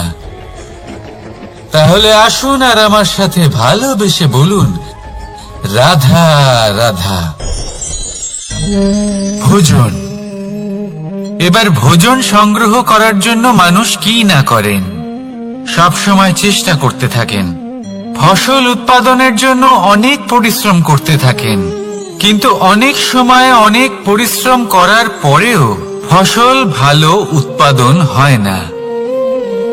এর কারণ কি? কারণ হলো এটাই যে আপনি পরিশ্রম হয়তো অনেক করেছেন, কিন্তু আপনার নজর তো সেই বীজের দিকে ছিলই না যা আপনি রোপণ করেছেন। সেই জন্য সব সময় কোনো বীজ রোপণ করার আগে তাকে পরখ করে দেখুন, তা অত্যন্ত আবশ্যক। আর সেইভাবেই যখনই কোনো কর্মের প্রশ্ন আসে, তাহলে সেখানে শুধুমাত্র পরিশ্রম যথেষ্ট নয়। সেই কাজের প্রতি আপনার কর্তব্য কি, আপনার উদ্দেশ্য কি, সেটা জানা হলো অত্যন্ত গুরুত্বপূর্ণ। তাই কর্ম করুন, কিন্তু সেই কর্মের প্রতি আপনার যা উদ্দেশ্য তার মাহাত্ম্য বুঝতে চেষ্টা করুন। তাহলে আসুন আমার সাথে ভালোবেসে বলুন, রাধা রাধা। জীবনে যখনই কোনো বস্তু বা সুখ স্বাচ্ছন্দ্য অধিক মাত্রায় আপনার কাছে চলে আসে, তখন নিজেকে শ্রেষ্ঠ মনে করার একটা প্রবণতা দেখা যায়, যা হয় আত্মবিশ্বাসে পরিণত হয়, নয়তো অহংকারে। এবার আত্মবিশ্বাস আর অহংকারের মধ্যে অনেক বড় পার্থক্য রয়েছে। আমি এটা করতে পারি, আমি ওটাও করতে পারি, এ হলো আত্মবিশ্বাস। শুধুমাত্র আমি এটা করতে পারি, শুধুমাত্র আমি ওটাও করতে পারি, আমি হলাম সর্বশ্রেষ্ঠ, এটা হলো অহংকার। এবার এই অহংকারের ধ্বনি অনেক দূর প্রবাহিত হয়, আর এর প্রহার সর্বপ্রথম আপনাকে বিপর্যস্ত করে। এবার এই অহংকার এর বিপরীত শব্দ হলো বিনয়, অর্থাৎ নিজের ঊর্ধ্বে উঠে অন্যের বিষয়ে ভাবনা চিন্তা করা, সংসারের বিষয়ে ভাবা। এই বিনয়ী হবার চেষ্টা করুন, একের থেকে অনেক হওয়ার চেষ্টা করুন এবং একসাথে থাকার চেষ্টা করুন। নিশ্চিত রূপেই আপনি বিকাশের কারণ হবেন। মত্ততা থেকে নিজেকে দূরে রাখুন, অহংকার থেকে নিজেকে দূরে রাখুন। এই মন প্রসন্ন হয়ে বলবে রাধা রাধা। কোনো এক বস্ত্রে যদি ছোট্ট একটা ছিদ্র উৎপন্ন হয়, আর যদি আমরা তার দিকে নজর না দিই, তাহলে সময়ের সাথে সমগ্র বস্ত্র ছিঁড়ে যায় আর কোনো কাজে আসে না। যদি কোনো একটা নৌকাতে ছোট্ট একটা ছিদ্র উৎপন্ন হয়, তাহলে সময়ের সাথে পুরো নৌকাই জলে ডুবে যায়। লক্ষ্যের দিকে অগ্রসর হওয়ার সময় একটা ছোট্ট ভুল আপনি যদি করে ফেলেন, তাহলে আপনাকে তার লক্ষ্যের থেকে দূরে করে দিতে পারে। এমনটা এই সম্পর্কের সাথেও হয়ে থাকে। কোনো একটা ছোট্ট কথা, একটা ছোট্ট মনোমালিন্য যদি সম্পর্কে আসে এবং সেটা না মেটানো হয়, তাহলে সেই সমগ্র সম্পর্কটা অনেক বড় বড় সম্পর্ক ভেঙে যেতে পারে। যদি আপনার সম্পর্কে ছোট্ট একটা ছিদ্র উৎপন্ন হয়, তাহলে প্রেমের সূচ আর স্নেহের সুতো দ্বারা সেলাই করে ফেলুন, যাতে আপনার এই সম্পর্ক অটুট থাকে এবং প্রেম দ্বারা পরিপূর্ণ থাকে। আসুন আমার সাথে ভালোবেসে বলুন রাধা রাধা। দু রকমের প্রাকৃতিক বেগ থাকে। প্রথম হলো বর্ষা। যখন এর বর্ষণ হয়, তখন মাটিকে শীতল করে নতুন ফসল ফলায়। আর দ্বিতীয় হয় পবন, যা আমাদের সর্বদা শ্বাসবায়ু প্রদান করে। অশান্ত এই মনকে শান্তি প্রদান করে, এই ক্লান্ত শরীরে স্ফূর্তি প্রদান করে। আমাদের জীবনে যত আবেগ আছে, তা হয় বর্ষার মতো হওয়া উচিত, নয় হওয়া উচিত পবনের মতো। ক্রোধ, মতভেদ, বিবাদ, এগুলো হওয়া উচিত বর্ষার মতো। অর্থাৎ কিছু সময় পরে যেন এরা নিজে থেকেই ছিন্ন ভিন্ন হয়ে চলে যায়। আর যদি পবনের মতো কোনো আবেগ থাকা উচিত, তা হলো প্রেম, যা সর্বদা শ্বাসবায়ু প্রদান করে, সবসময় সাথে থাকে। একে আমরা অনুভব করতে পারি না, কিন্তু এই আমাদের অনুভব করার জন্য প্রাণবায়ু প্রদান করে। আর যখন চক্রবাতের মতো সে ভয়ঙ্কর হয়ে ওঠে, তখন সমগ্র সংসার বদলে দেয়। এর সারমর্ম একটাই, শক্তি। মতভেদ, ক্রোধ, বিবাদের শক্তি যদি থাকে, তা আছে প্রেমের মধ্যে। তাই এই প্রেমকে মনের মধ্যে রাখুন আর আমার সাথে বলুন রাধা রাধা। জীবনে দুই ধরনের আবেগ রয়েছে, যার কোনো মূল্য নেই। আমার কথার অর্থ এটা নয় যে এদের কোনো গুরুত্ব নেই, গুরুত্ব যথেষ্টই রয়েছে, শুধু এদের জন্য আপনাকে কোনো মূল্য দিতে হয় না। প্রথম আবেগ হলো আনন্দ, প্রসন্নতা। এটা আপনি যে কোনো জায়গায় খুঁজে পেতে পারেন, যদি আপনি খুঁজে পেতে চান। আপনি কোনো পুষ্পের সৌন্দর্য দেখে প্রসন্ন হতে পারেন, বায়ুর কারণে যখন একটি বৃক্ষ শিহরিত হয় সেটা দেখে আপনি প্রসন্ন হতে পারেন। একটা ছোট্ট শিশুর কলরব শুনেও আপনি প্রসন্ন হতে পারেন। একটা ক্রন্দনরত বালককে হাসিয়ে আপনি প্রসন্ন হতে পারেন। সবকিছু আপনার উপর নির্ভরশীল। সেখানে আরেকটি আবেগ হলো দুশ্চিন্তা। মানুষ বড়ই দুশ্চিন্তা করতে থাকে। আজ আমি এই কাজ করেছি, সেই বিষয়ে চিন্তা। আজ আমি এই কাজ করতে পারিনি, সেই বিষয়ে চিন্তা। কাল আমাকে এই কাজ করতে হবে, সেই নিয়ে চিন্তা। আমি কি সেই কাজটা করতে পারবো, সেই বিষয়েও দুশ্চিন্তা। চিন্তা সর্বত্র রয়েছে, যার জন্য মূল্য দিতে হয় না। যত চান আপনি একত্রিত করতে পারেন। একটা গুরুত্বপূর্ণ কথা মনে রাখবেন, প্রসন্নতা জীবনের একটা নতুন সূত্রপাত। সেখানে দুশ্চিন্তা হলো জীবনের চিতার সমান। এবার এই দুটি আবেগ হলো মূল্যহীন, দুটোই আপনার সামনে আছে। কোনটা চয়ন করবেন আপনি, দুশ্চিন্তা নাকি প্রসন্নতা? সিদ্ধান্ত আপনারই। আসুন আর আমার সাথে ভালোবেসে বলুন, রাধা রাধা। জীবনের প্রত্যেক মুহূর্ত আমাদের কিছু না কিছু শিক্ষা দেয়, নির্ভর করছে আমাদের দৃষ্টিভঙ্গির উপর। যেমন নদী হলো আমার অত্যন্ত প্রিয়। নদীতে ভ্রমণ করতে আমার খুব ভালো লাগে। কি বলেন? নদীতে সবসময় নতুন কিছু থাকে, ও পুরনো কিছুই নিয়ে বসে থাকে না। সব সময় প্রবাহমান, কখনো থামে না। ততক্ষণ থামে না যতক্ষণ না সাগরে গিয়ে সমাহিত হচ্ছে। ঠিক এইভাবেই আমাদেরও উচিত নিজের জীবন অতিবাহিত করা, নদীর মতো। প্রত্যেক মুহূর্ত নতুন, তাই সেইভাবেই জীবন যাপন করুন। পুরনো কিছুই একত্রিত করে রাখবেন না। বিগত স্মৃতির মাঝে নিজেকে হারিয়ে ফেলবেন না। এই যে বর্তমান, এই যে মুহূর্ত, সেটাই হলো সর্বশ্রেষ্ঠ। এর মাঝেই জীবন যাপন করুন। নদীর মতো প্রবাহমান হতে শিখুন। আপনি শিখে গেলে তাহলে মনে রাখবেন, আমার আপনার মাঝে বিচরণ করতে বড়ই ভালো লাগবে। যে ব্যক্তি আনন্দের সাথে জীবনের প্রত্যেকটা মুহূর্ত অতিবাহিত করে কোনো চিন্তা ছাড়াই প্রবাহমান হয়, কখনোই থামে না যতক্ষণ না মুক্তি লাভ করছেন, এমন ব্যক্তির মধ্যেই রাধাকৃষ্ণ বসবাস করেন। তাহলে আসুন আমার সাথে ভালোবেসে বলুন, রাধা রাধা।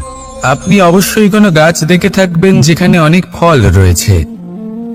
সেই গাছের ডালগুলি নিজে থেকেই নত হয়ে যায়। কেন?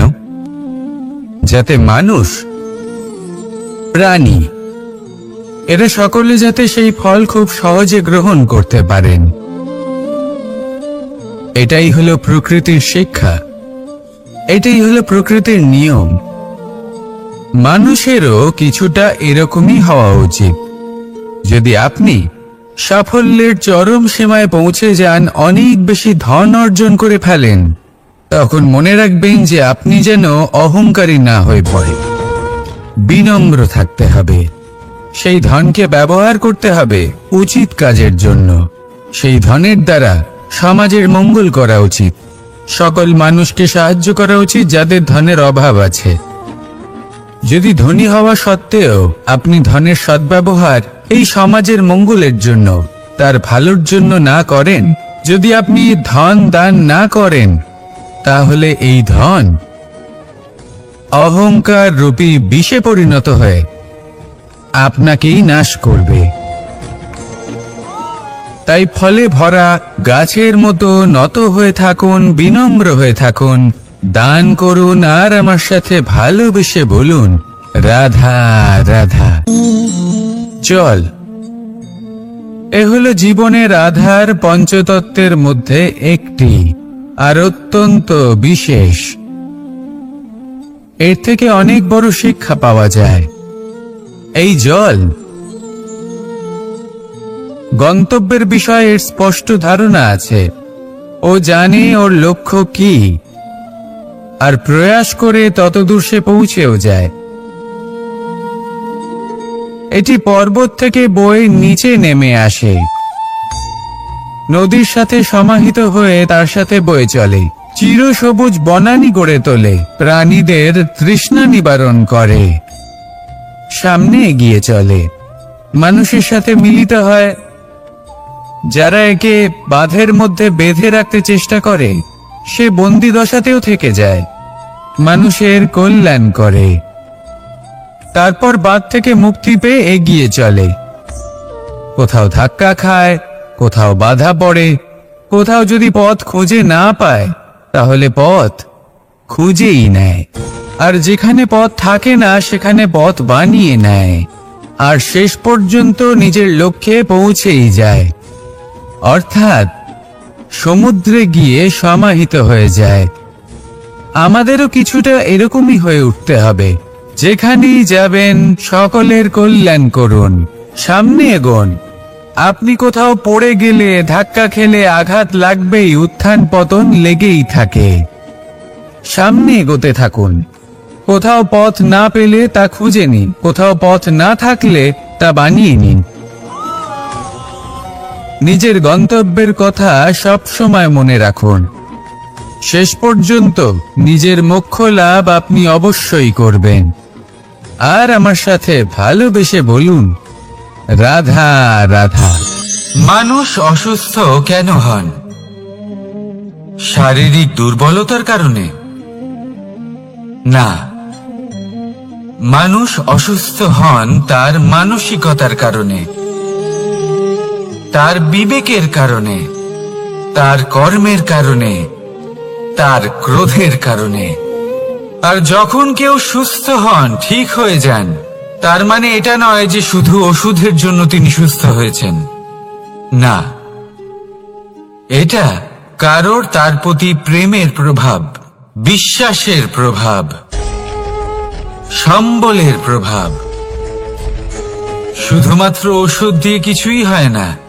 যদি মনে প্রেম থাকে, বিবেক থাকে, বিশ্বাস থাকে, সম্বল থাকে, তবেই সেই ওষুধ কাজ করতে পারে।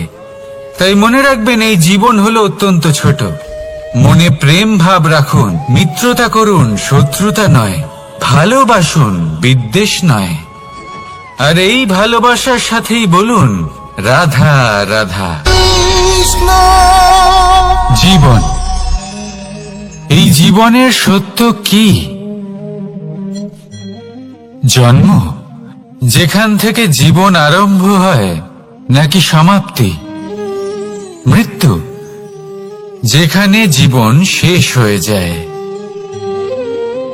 জীবনের সত্য এটা নয়, সব কিছু এটা নয়। ভালো করে ভেবে দেখলে কিছুই যায় আসে না যে আপনার জন্ম কোথায় হয়েছে, কিভাবে হয়েছে। এতেও কিছু যায় আসে না যে আপনার মৃত্যু কোথায় হবে, কিভাবে হবে। যায় আসে তখন, গুরুত্বপূর্ণ হলো এটাই যে জীবন আপনি যাপন করেছেন তার উদ্দেশ্য কি ছিল, কি ভাবনা নিয়ে আপনি বেঁচেছেন। এখন যদি আপনি এমন কিছু করেন যার দ্বারা এই সংসার আপনার থেকে জীবন যাপনের প্রেরণা পেতে পারে, মৃত্যুর পরেও আপনার কর্ম দেখে তা স্মরণ করে জীবনে বাঁচতে শেখেন, তাহলে তার তাৎপর্য হলো আপনি নিজের কর্মের দ্বারা, নির্বাচনের দ্বারা অমর হয়ে গেছেন। দেখুন, জীবনে দুশ্চিন্তা করা হলো বৃথা, মৃত্যুর ভয়ও হলো বৃথা। কারণ আত্মা কখনো মরে না, তাকে কেউ শেষ করতে পারে না। না কাল, না মৃত্যু, আর না সময়। যদি এমন কিছু থাকে যা আপনার আত্মাকে শেষ করে দিতে পারে, তাহলে তা আপনারই নিজের দুষ্কর্ম। তাই এই যে জীবনকাল আপনার কাছে রয়েছে, তাতে শুধু শুভ কর্ম করুন, দুশ্চিন্তা করা ত্যাগ করুন। এমন কর্ম করুন যা দেখে সংসার উচিত পথে চলে আসবে, শুভ কর্ম করবে। যদি আপনার মৃত্যুর পরে সংসার আপনাকে স্মরণ করে শিক্ষা লাভ করে, উচিত পথে চলে, প্রেরিত হয়, তাহলে আপনিও অমর হয়ে যাবেন। আসুন আমার সাথে ভালোবেসে বলুন, রাধা রাধা। কথায় আছে, যা কিছু অন্তর থেকে নিঃসৃত হয় তা অশুভ হয় না। অশুভ হলো সেই বোধ, সেই ইচ্ছে যা অন্তর থেকে নিঃসৃত হলেও কখনোই বিবেকের দ্বারা পরখ করা হয় না। এমনই একটা অনুভূতি হলো ক্রোধ। এই ক্রোধ আপনার বিবেকই হরণ করে নেয়, আপনার করুণা হরণ করে নেয়। আপনি ভাবনা চিন্তা করার যোগ্যতাই হারিয়ে ফেলেন। এবার যদি আপনি সংসারকে নিয়ন্ত্রণ করতে চান, ভবিষ্যতের উপর নিয়ন্ত্রণ রাখতে চান, বর্তমানের উপর নিয়ন্ত্রণ রাখতে চান, তাহলে প্রথমে নিজের ক্রোধের উপর নিয়ন্ত্রণ করা শিখতে হবে। কারণ এই ক্রোধ আপনার বন্ধু নয়, এ আপনার শক্তি নয়, এ হলো আপনার দুর্বলতা। আর এটা শত্রুর শক্তি বাড়িয়ে তোলে, আর শেষ পর্যন্ত ক্ষতি আপনারই হয়। তাই এই ক্রোধকে নিজের নিয়ন্ত্রণে রাখুন। অশুভ মন্তব্য আপনা থেকেই অসফল হয়ে যাবে। আসুন আমার সাথে ভালোবেসে বলুন, রাধা রাধা।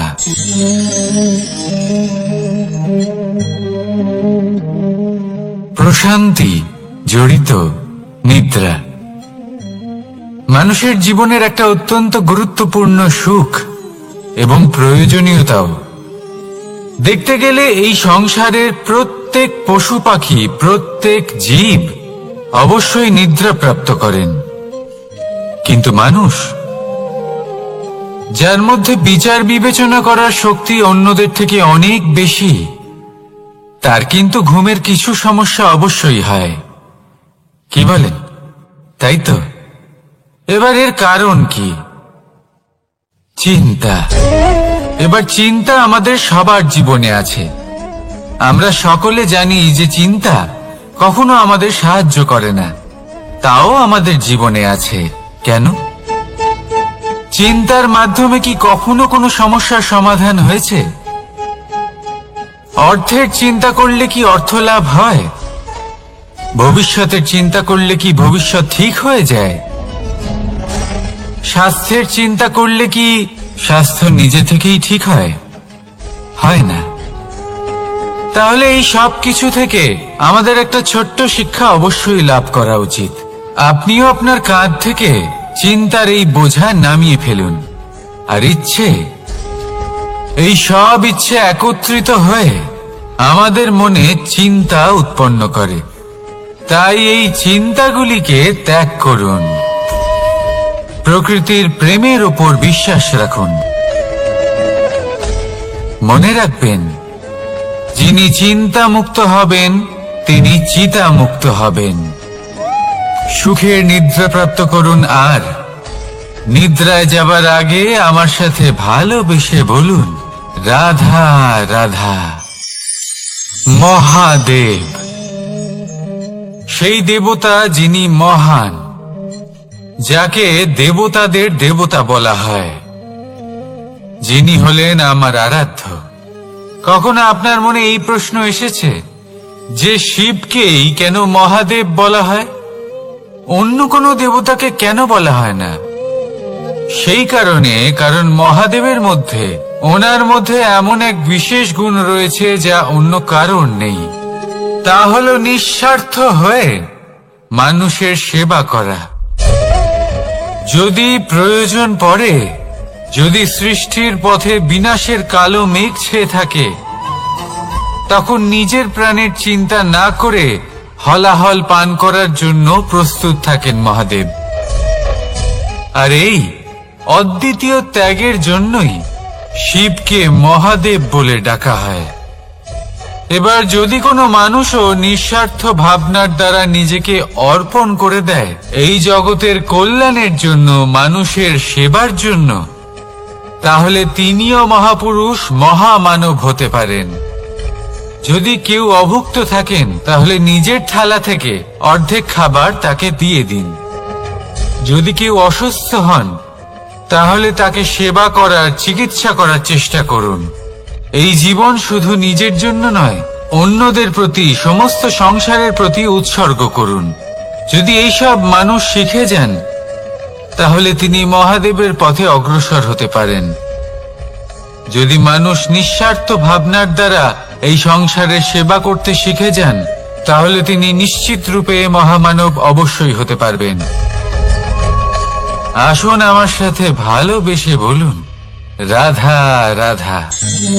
স্বর্ণ, হীরে, মুক্ত, মানিক, এই সব কিছুকে আগে পাথর বলা হতো। তাহলে এমন কি হলো যে এদের রত্ন বলা হয়? আর রত্ন তা বাস্তবে আসলে কি? এটা হলো সেই পাথর যাকে আগে আগুনের তাপ সহ্য করতে হয়েছে, পরখ করা হয়েছে, যাচাই করা হয়েছে, এদের কাটার চেষ্টা করা হয়েছে, কিন্তু তারা কখনোই নষ্ট হয়নি, বরং তারা আরো উদ্ভাসিত হয়েছে, আরো উজ্জ্বল হয়েছে, এই সংসারে আরো প্রকাশ ছড়িয়ে দিয়েছে। সেই জন্য এরা হলো এত অমূল্য, সেই জন্য এরা হলো বহুমূল্য, সেই জন্য এদের রত্ন বলা হয়। এবার মানুষের কাছেও এই নির্বাচনের অধিকার রয়েছে যে আমরা শুধু পাথর হয়ে থাকব নাকি রত্ন হয়ে থাকব। কিভাবে? আমাদের জীবনেও অনেক সমস্যা রয়েছে, বাধা আছে, বিপত্তি আছে। আমরা সেই বাধার তাপে উত্তপ্ত হই, এই সমস্যা আমাদের কাটার চেষ্টা করে। অনেক মানুষ বিভিন্ন পরিস্থিতি আমাদের ভাঙার চেষ্টা করে, কিন্তু আমাদের নষ্ট হলে চলবে না। যেভাবে এই রত্ন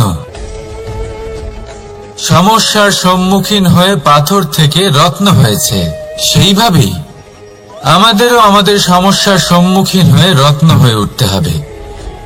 এই সংসারে প্রকাশের স্রোত হয়ে উঠতে হবে। তাহলে এটাই করুন আর আমার সাথে ভালোবেসে বলুন, রাধা রাধা।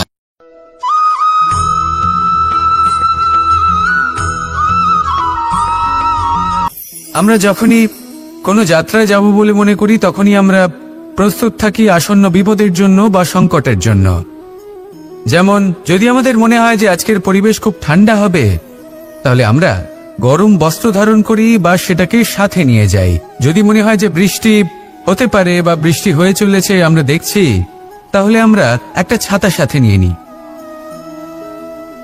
আমরা প্রস্তুত থাকতে চাই এবং এটাই উচিত, এবং সেই কারণেই আমরা যাত্রায় সাফল্য লাভ করি। কিন্তু যদি আমরা কথা বলি জীবনযাত্রা নিয়ে, যা কিনা সব থেকে বেশি গুরুত্বপূর্ণ, তাহলে তার জন্য আমরা পূর্ণরূপে প্রস্তুত থাকি না। আশেপাশের মানুষ, এই সমাজ, আমাদের সাথী, আমাদের মিত্ররা যে কোনো মুহূর্তে বদলে যেতে পারেন। সেই জন্য আমরা নিজেদেরকে কখনো সাবধান করি না, কখনোই নিজেদের প্রস্তুত করি না। আমাদের এটা কখনোই মনে হয় না যে এরকম হতে পারে, আর সেই কারণেই শেষে গিয়ে আমরা অত্যন্ত দুঃখ পাই। একটা অমূল্য শিক্ষা আছে যেটা আমাদের লাভ করা উচিত, সতর্ক থাকা উচিত। এই জীবনযাত্রার জন্য শুধুমাত্র এই পরিবেশের বিষয়ে তথ্য সংগ্রহ করা বা তাকে অনুমান করা, এটুকু হলেই চলবে না। আমাদের আশেপাশের মানুষজনকে দেখতে হবে, তাদের স্বভাব পরিস্থিতির ওপর নজর রাখতে হবে। যখন তারা রং পাল্টাচ্ছেন, নজর রাখতে হবে, তা অত্যন্ত আবশ্যক। পরিবর্তন আপনার জীবনে অবশ্যম্ভাবী, সঠিকভাবে তার সম্মুখীন হন। আসুন আমার সাথে ভালোবেসে বলুন, রাধা রাধা।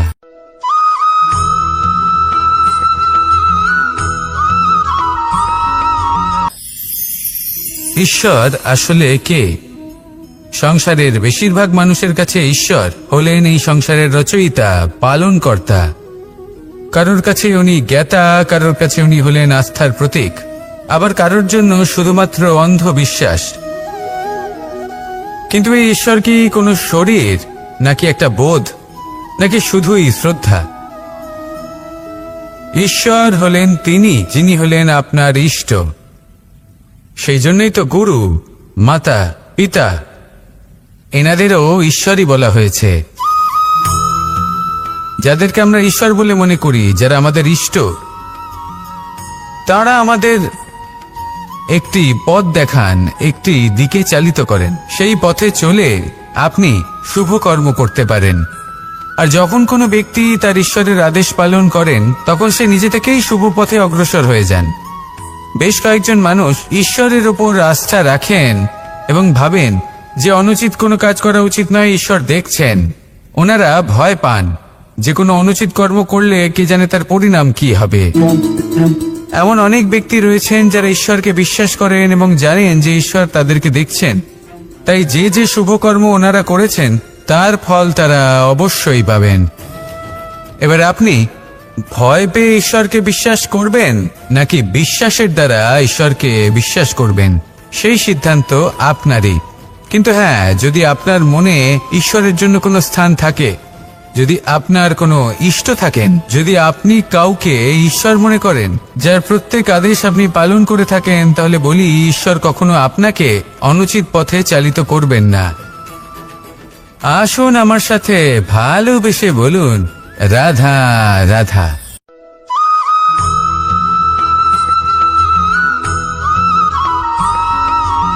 আমি রথে যাত্রা করি, তাতে বারবার পথে থামি আর দেখি যে আমি অনুচিত দিকে যাচ্ছি না তো, আমি উচিত পথেই যাচ্ছি তো। কারণটা কি? কারণ হলো যাতে আমি পথভ্রষ্ট না হয়ে যাই। জীবনযাত্রাতেও এটাই প্রয়োজন। জীবনযাত্রায় ভোগবিলাসের পথে হারিয়ে যাওয়া খুব সহজ।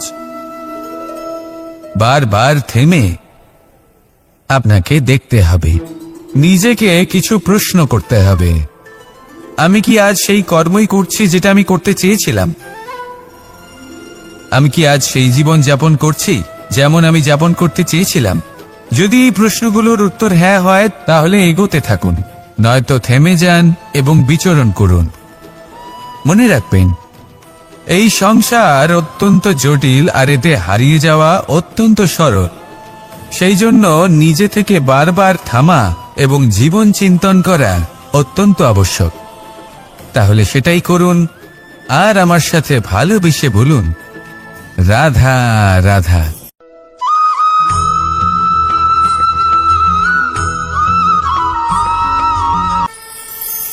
কথায় আছে যে স্বপ্ন এবং লক্ষ্য হলো একটি মুদ্রারই দুটি দিক। যতক্ষণ না স্বপ্ন দেখছেন ততক্ষণ বুঝবেন কি করে আপনার লক্ষ্য কি? স্বপ্ন দেখে যদি নিজের লক্ষ্য বুঝতে পারেন, সেটা পেতে চান, তবেই সেটা লাভ করতে পারবেন। কিন্তু স্বপ্ন এবং লক্ষ্য এই দুইয়ের মধ্যে একটা ভারসাম্য রয়েছে যেটা বজায় রাখা প্রয়োজনীয়। একে আমরা বলে থাকি পরিশ্রম। দেখুন, যদি আপনি স্বপ্ন দেখতে চান তাহলে পরিশ্রম ত্যাগ করে নিদ্রা লাভ প্রয়োজন।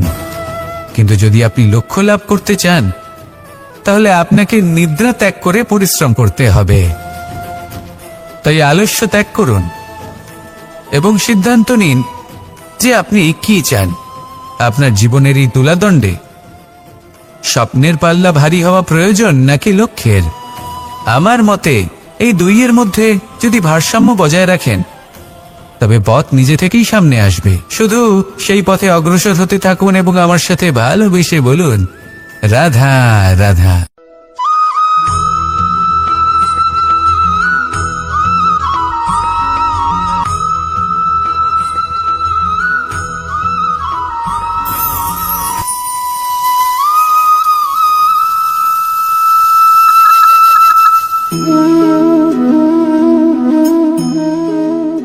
মোহনের বাঁশির এই সুর, এই সঙ্গীত কার না পছন্দ হয়? সবারই খুব ভালো লাগে। এবার এই সুর আসে কোথা থেকে? কেউ বলবেন কৃষ্ণের হৃদয় থেকে। সত্য কথা, এই সুর হৃদয় থেকে নির্গত হয় এবং প্রকট হয় এই বাঁশি থেকে।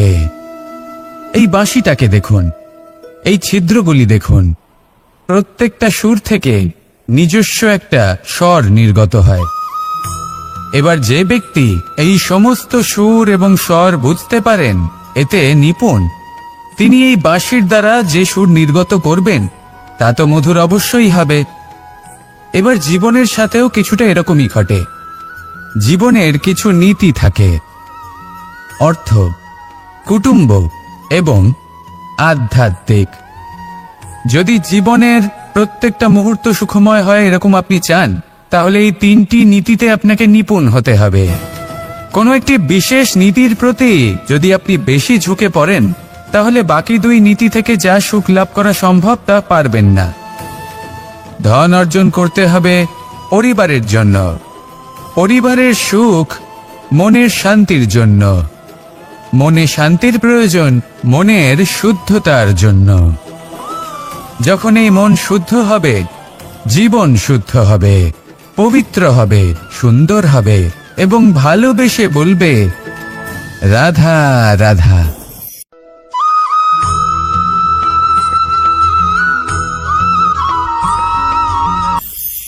আপনারা সবাই একটা গাছের পাতাকে দেখুন। যতক্ষণ পর্যন্ত ও গাছের সাথে মানে গাছের ডালের সাথে জুড়ে থাকে সে সবুজ থাকে, বাতাসের সাথে সে নড়তে থাকে। যতক্ষণ পর্যন্ত ও সূর্য থেকে পাওয়া রশ্মির শক্তি গাছে পৌঁছে দেয় ততক্ষণ ও ডালের সাথে যুক্ত থাকে। কিন্তু যখন সেই পাতা শুকিয়ে যায় তখন তার কোনো গুরুত্ব থাকে না। সেই পাতা গাছের ডালে এবং বৃক্ষের কাছে বোঝা হয়ে থেকে যায়। এবং এমন এক সময় আসে যখন সেই ডালটি শুকনো সেই পাতাকে পরিত্যাগ করে। এটাই আমরা এই প্রকৃতিতে দেখি এবং এটাই হলো সত্য। আর এটাই আমাদের জীবনে খুব বড় একটা শিক্ষা। যদি আপনিও নিজের জীবনে নিজের আপনজনদের কাছে বোঝা স্বরূপ হয়ে দাঁড়ান, তাহলে তারা আপনাকে যতই ভালোবাসুক না কেন, ওনারা যদি নাও চান তাহলেও এমন এক দিন আসবে যখন আপনার আপনজন আপনাকে পরিত্যাগ করবে। সেই জন্য সবসময় আত্মনির্ভর হয়ে ওঠার চেষ্টা করুন, নিরন্তর পরিশ্রম করতে থাকুন, কারোর উপর বোঝা হয়ে থাকবেন না, বরং তার সাথে মিলে দায়িত্ব পালন করুন। এমনটা করবেন তাহলে আপনার সম্মানও বজায় থাকবে এবং সম্পর্কের মধ্যে আপনার মূল্যও বজায় থাকবে। আসুন আর আমার সাথে ভালোবেসে বলুন রাধা রাধা।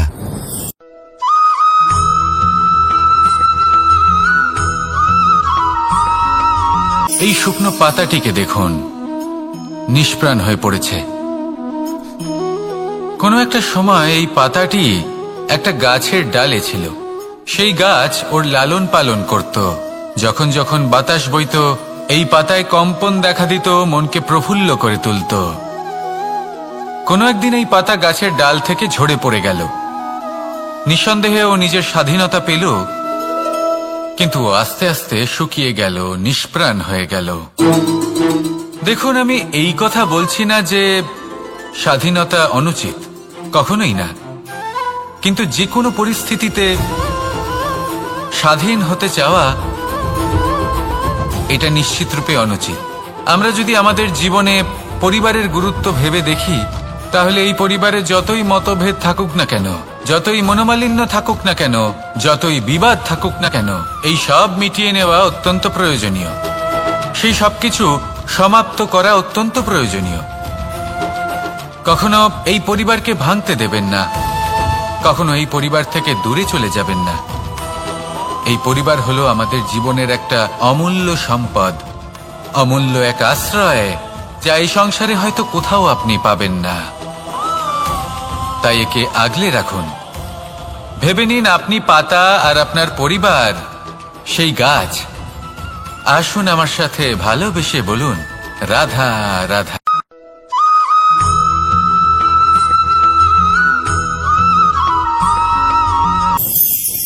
প্রেম আড়াই অক্ষর, মাত্র আড়াই অক্ষরের এই শব্দ প্রেম, এর মধ্যে ত্রিলোকের এবং সমগ্র ব্রহ্মাণ্ডের বীজ নিহিত আছে। এমন কি আছে যা এই প্রেম করতে পারে না? যেখানে শক্তি এবং বিদ্যা প্রয়োগ করে আপনি কিছুই করতে পারবেন না, সেটাও প্রেম দ্বারা অর্জন করা সম্ভব। প্রেম চাইলে পাথরেও ফুল ফোটাতে পারে। প্রেম চাইলে ন্যাড়া পাহাড়ের বুক চিরে নদীপথ তৈরি করতে পারে। চাইলে নিরক্ষর ব্যক্তিকে সংসারের শ্রেষ্ঠ জ্ঞানী করে তুলতে পারে। শুধুমাত্র এই প্রেমের জন্য সবার দুষ্টু কানাই ঘনশ্যাম হয়ে উঠেছিল। শুধুমাত্র এই প্রেমের টানেই ত্রিলোকের স্বামী দ্বারকাধীশ নির্ধন সুদামার পদসেবাও করেছিলেন। এই প্রেম হলো সংসারের সবথেকে বড় শক্তি। এই সংসারের আধার হলো প্রেম। এমন কিচ্ছু নেই যা এই প্রেমের পক্ষে সম্ভব নয়। যেখানে বিদ্যা এবং শক্তি সাহায্য করতে পারে না, সেখানে এই প্রেম আপনাকে জয়ী করে দিতে পারে। তাহলে আসুন আর আমার সাথে ভালোবেসে বলুন, রাধা রাধা।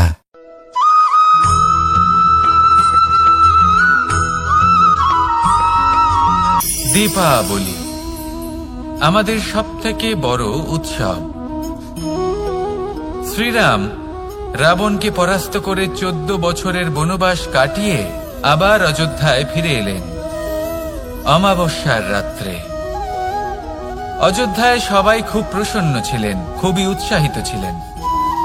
অযোধ্যায় সহস্র প্রদীপ প্রজ্বলিত করা হয়েছিল এই উৎসবে। একে আমরা দীপাবলি বলে থাকি। এবার এই বিষয়ে আমরা সকলে জানি। আপনি কি এটা জানেন যে শ্রীরাম বাস্তবে অমাবস্যার এক রাত আগেই অযোধ্যায় পৌঁছে গেছিলেন? সবার সামনে অমাবস্যার রাতে এসেছিলেন। এর কারণ কি? শ্রীরাম প্রমাণ করতে চেয়েছিলেন যে যে কোনো সময়, দিন হোক বা রাত, শুভ বা অশুভ হয় না। শুভ অশুভ কিছু থাকলে তা হলো মানুষের চিন্তা, তার ভাবনা, তার নির্বাচন আর তার কর্ম। নিজেই দেখে নিন। শ্রীরাম অর্থে দীপাবলি বলা যেতে পারে। তাহলে নিজের পরিবারের সাথে দীপাবলি পালন করুন। আপনাদের শুভেচ্ছা জানাই। আসুন আর আমার সাথে ভালোবেসে বলুন, রাধা রাধা।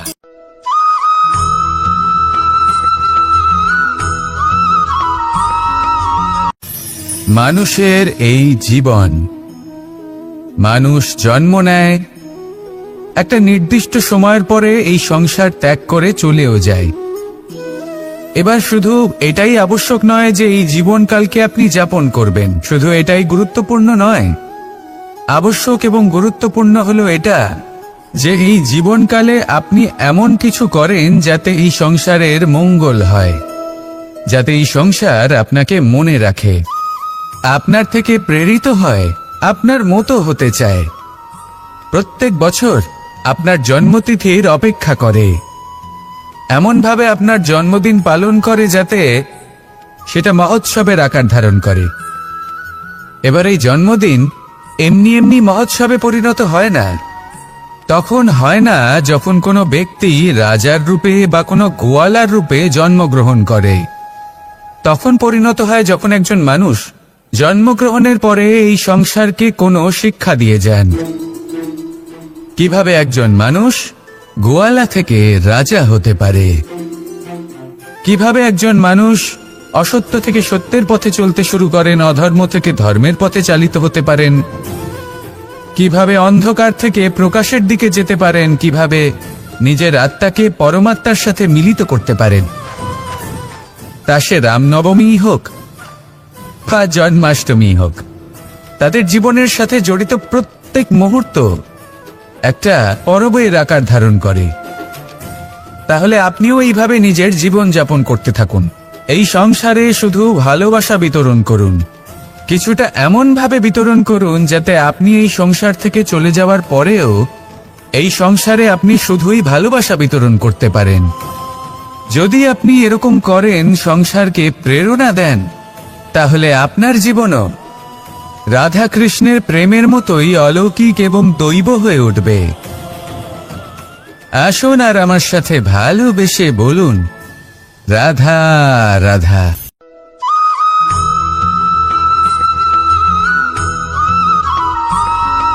ভোজন। এই সংসারে যেই হোক না কেন, কোনো মানুষ হোক, কোনো প্রাণী হোক, কোনো কীট হোক বা কোনো বনস্পতি হোক, প্রত্যেকের জন্য ভোজন অতি আবশ্যক। কারণ ভোজন থেকেই শক্তি পাওয়া যায়, আর সেই শক্তি দিয়েই সংসারের, আমাদের জীবনের সমস্ত কার্য করা যায়। এবার এমন এক ধরনের শক্তি হয় যা শীতের ঋতুতে সূর্য থেকে আমরা পেয়ে থাকি, আর আরেক ধরনের উত্তাপ হয় যা দিয়ে ভোজন রান্না করা হয়, সুস্বাদু নানান ধরনের ভোজন। এবার অত্যন্ত গুরুত্বপূর্ণ হলো যে ব্যক্তি সেই ভোজন বানাচ্ছেন তার মানসিক পরিস্থিতি এবং সেই ব্যক্তি যিনি ভোজন গ্রহণ করছেন তার মানসিক অবস্থা। যখনই আপনি ভোজন বানাচ্ছেন তখন ভালোবাসার সাথে কাজটা করুন, ধন্যাত্মক ভাব নিয়ে, সৎ ভাবনার সাথে। কারণ আপনার এই মানসিক স্থিতি শক্তির আকারে সেই খাদ্যের সাথে মিলেমিশে যায়। আর যখনই আপনি ভোজন গ্রহণ করছেন, তখন সদ্ভাবনার সাথে, প্রসন্নতার সাথে গ্রহণ করুন, ধন্যাত্মক ভাব নিয়ে। যদি আপনি প্রসন্নতার সাথে রান্না করেন, প্রসন্নতার সাথে খাদ্য গ্রহণ করেন, তাহলে আপনি প্রসন্নই থাকবেন। আর মন সুপ্রসন্ন হয়েই বলবে, রাধা রাধা।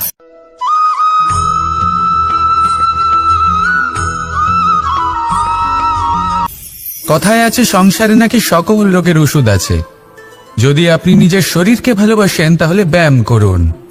যদি নিজের নিঃশ্বাস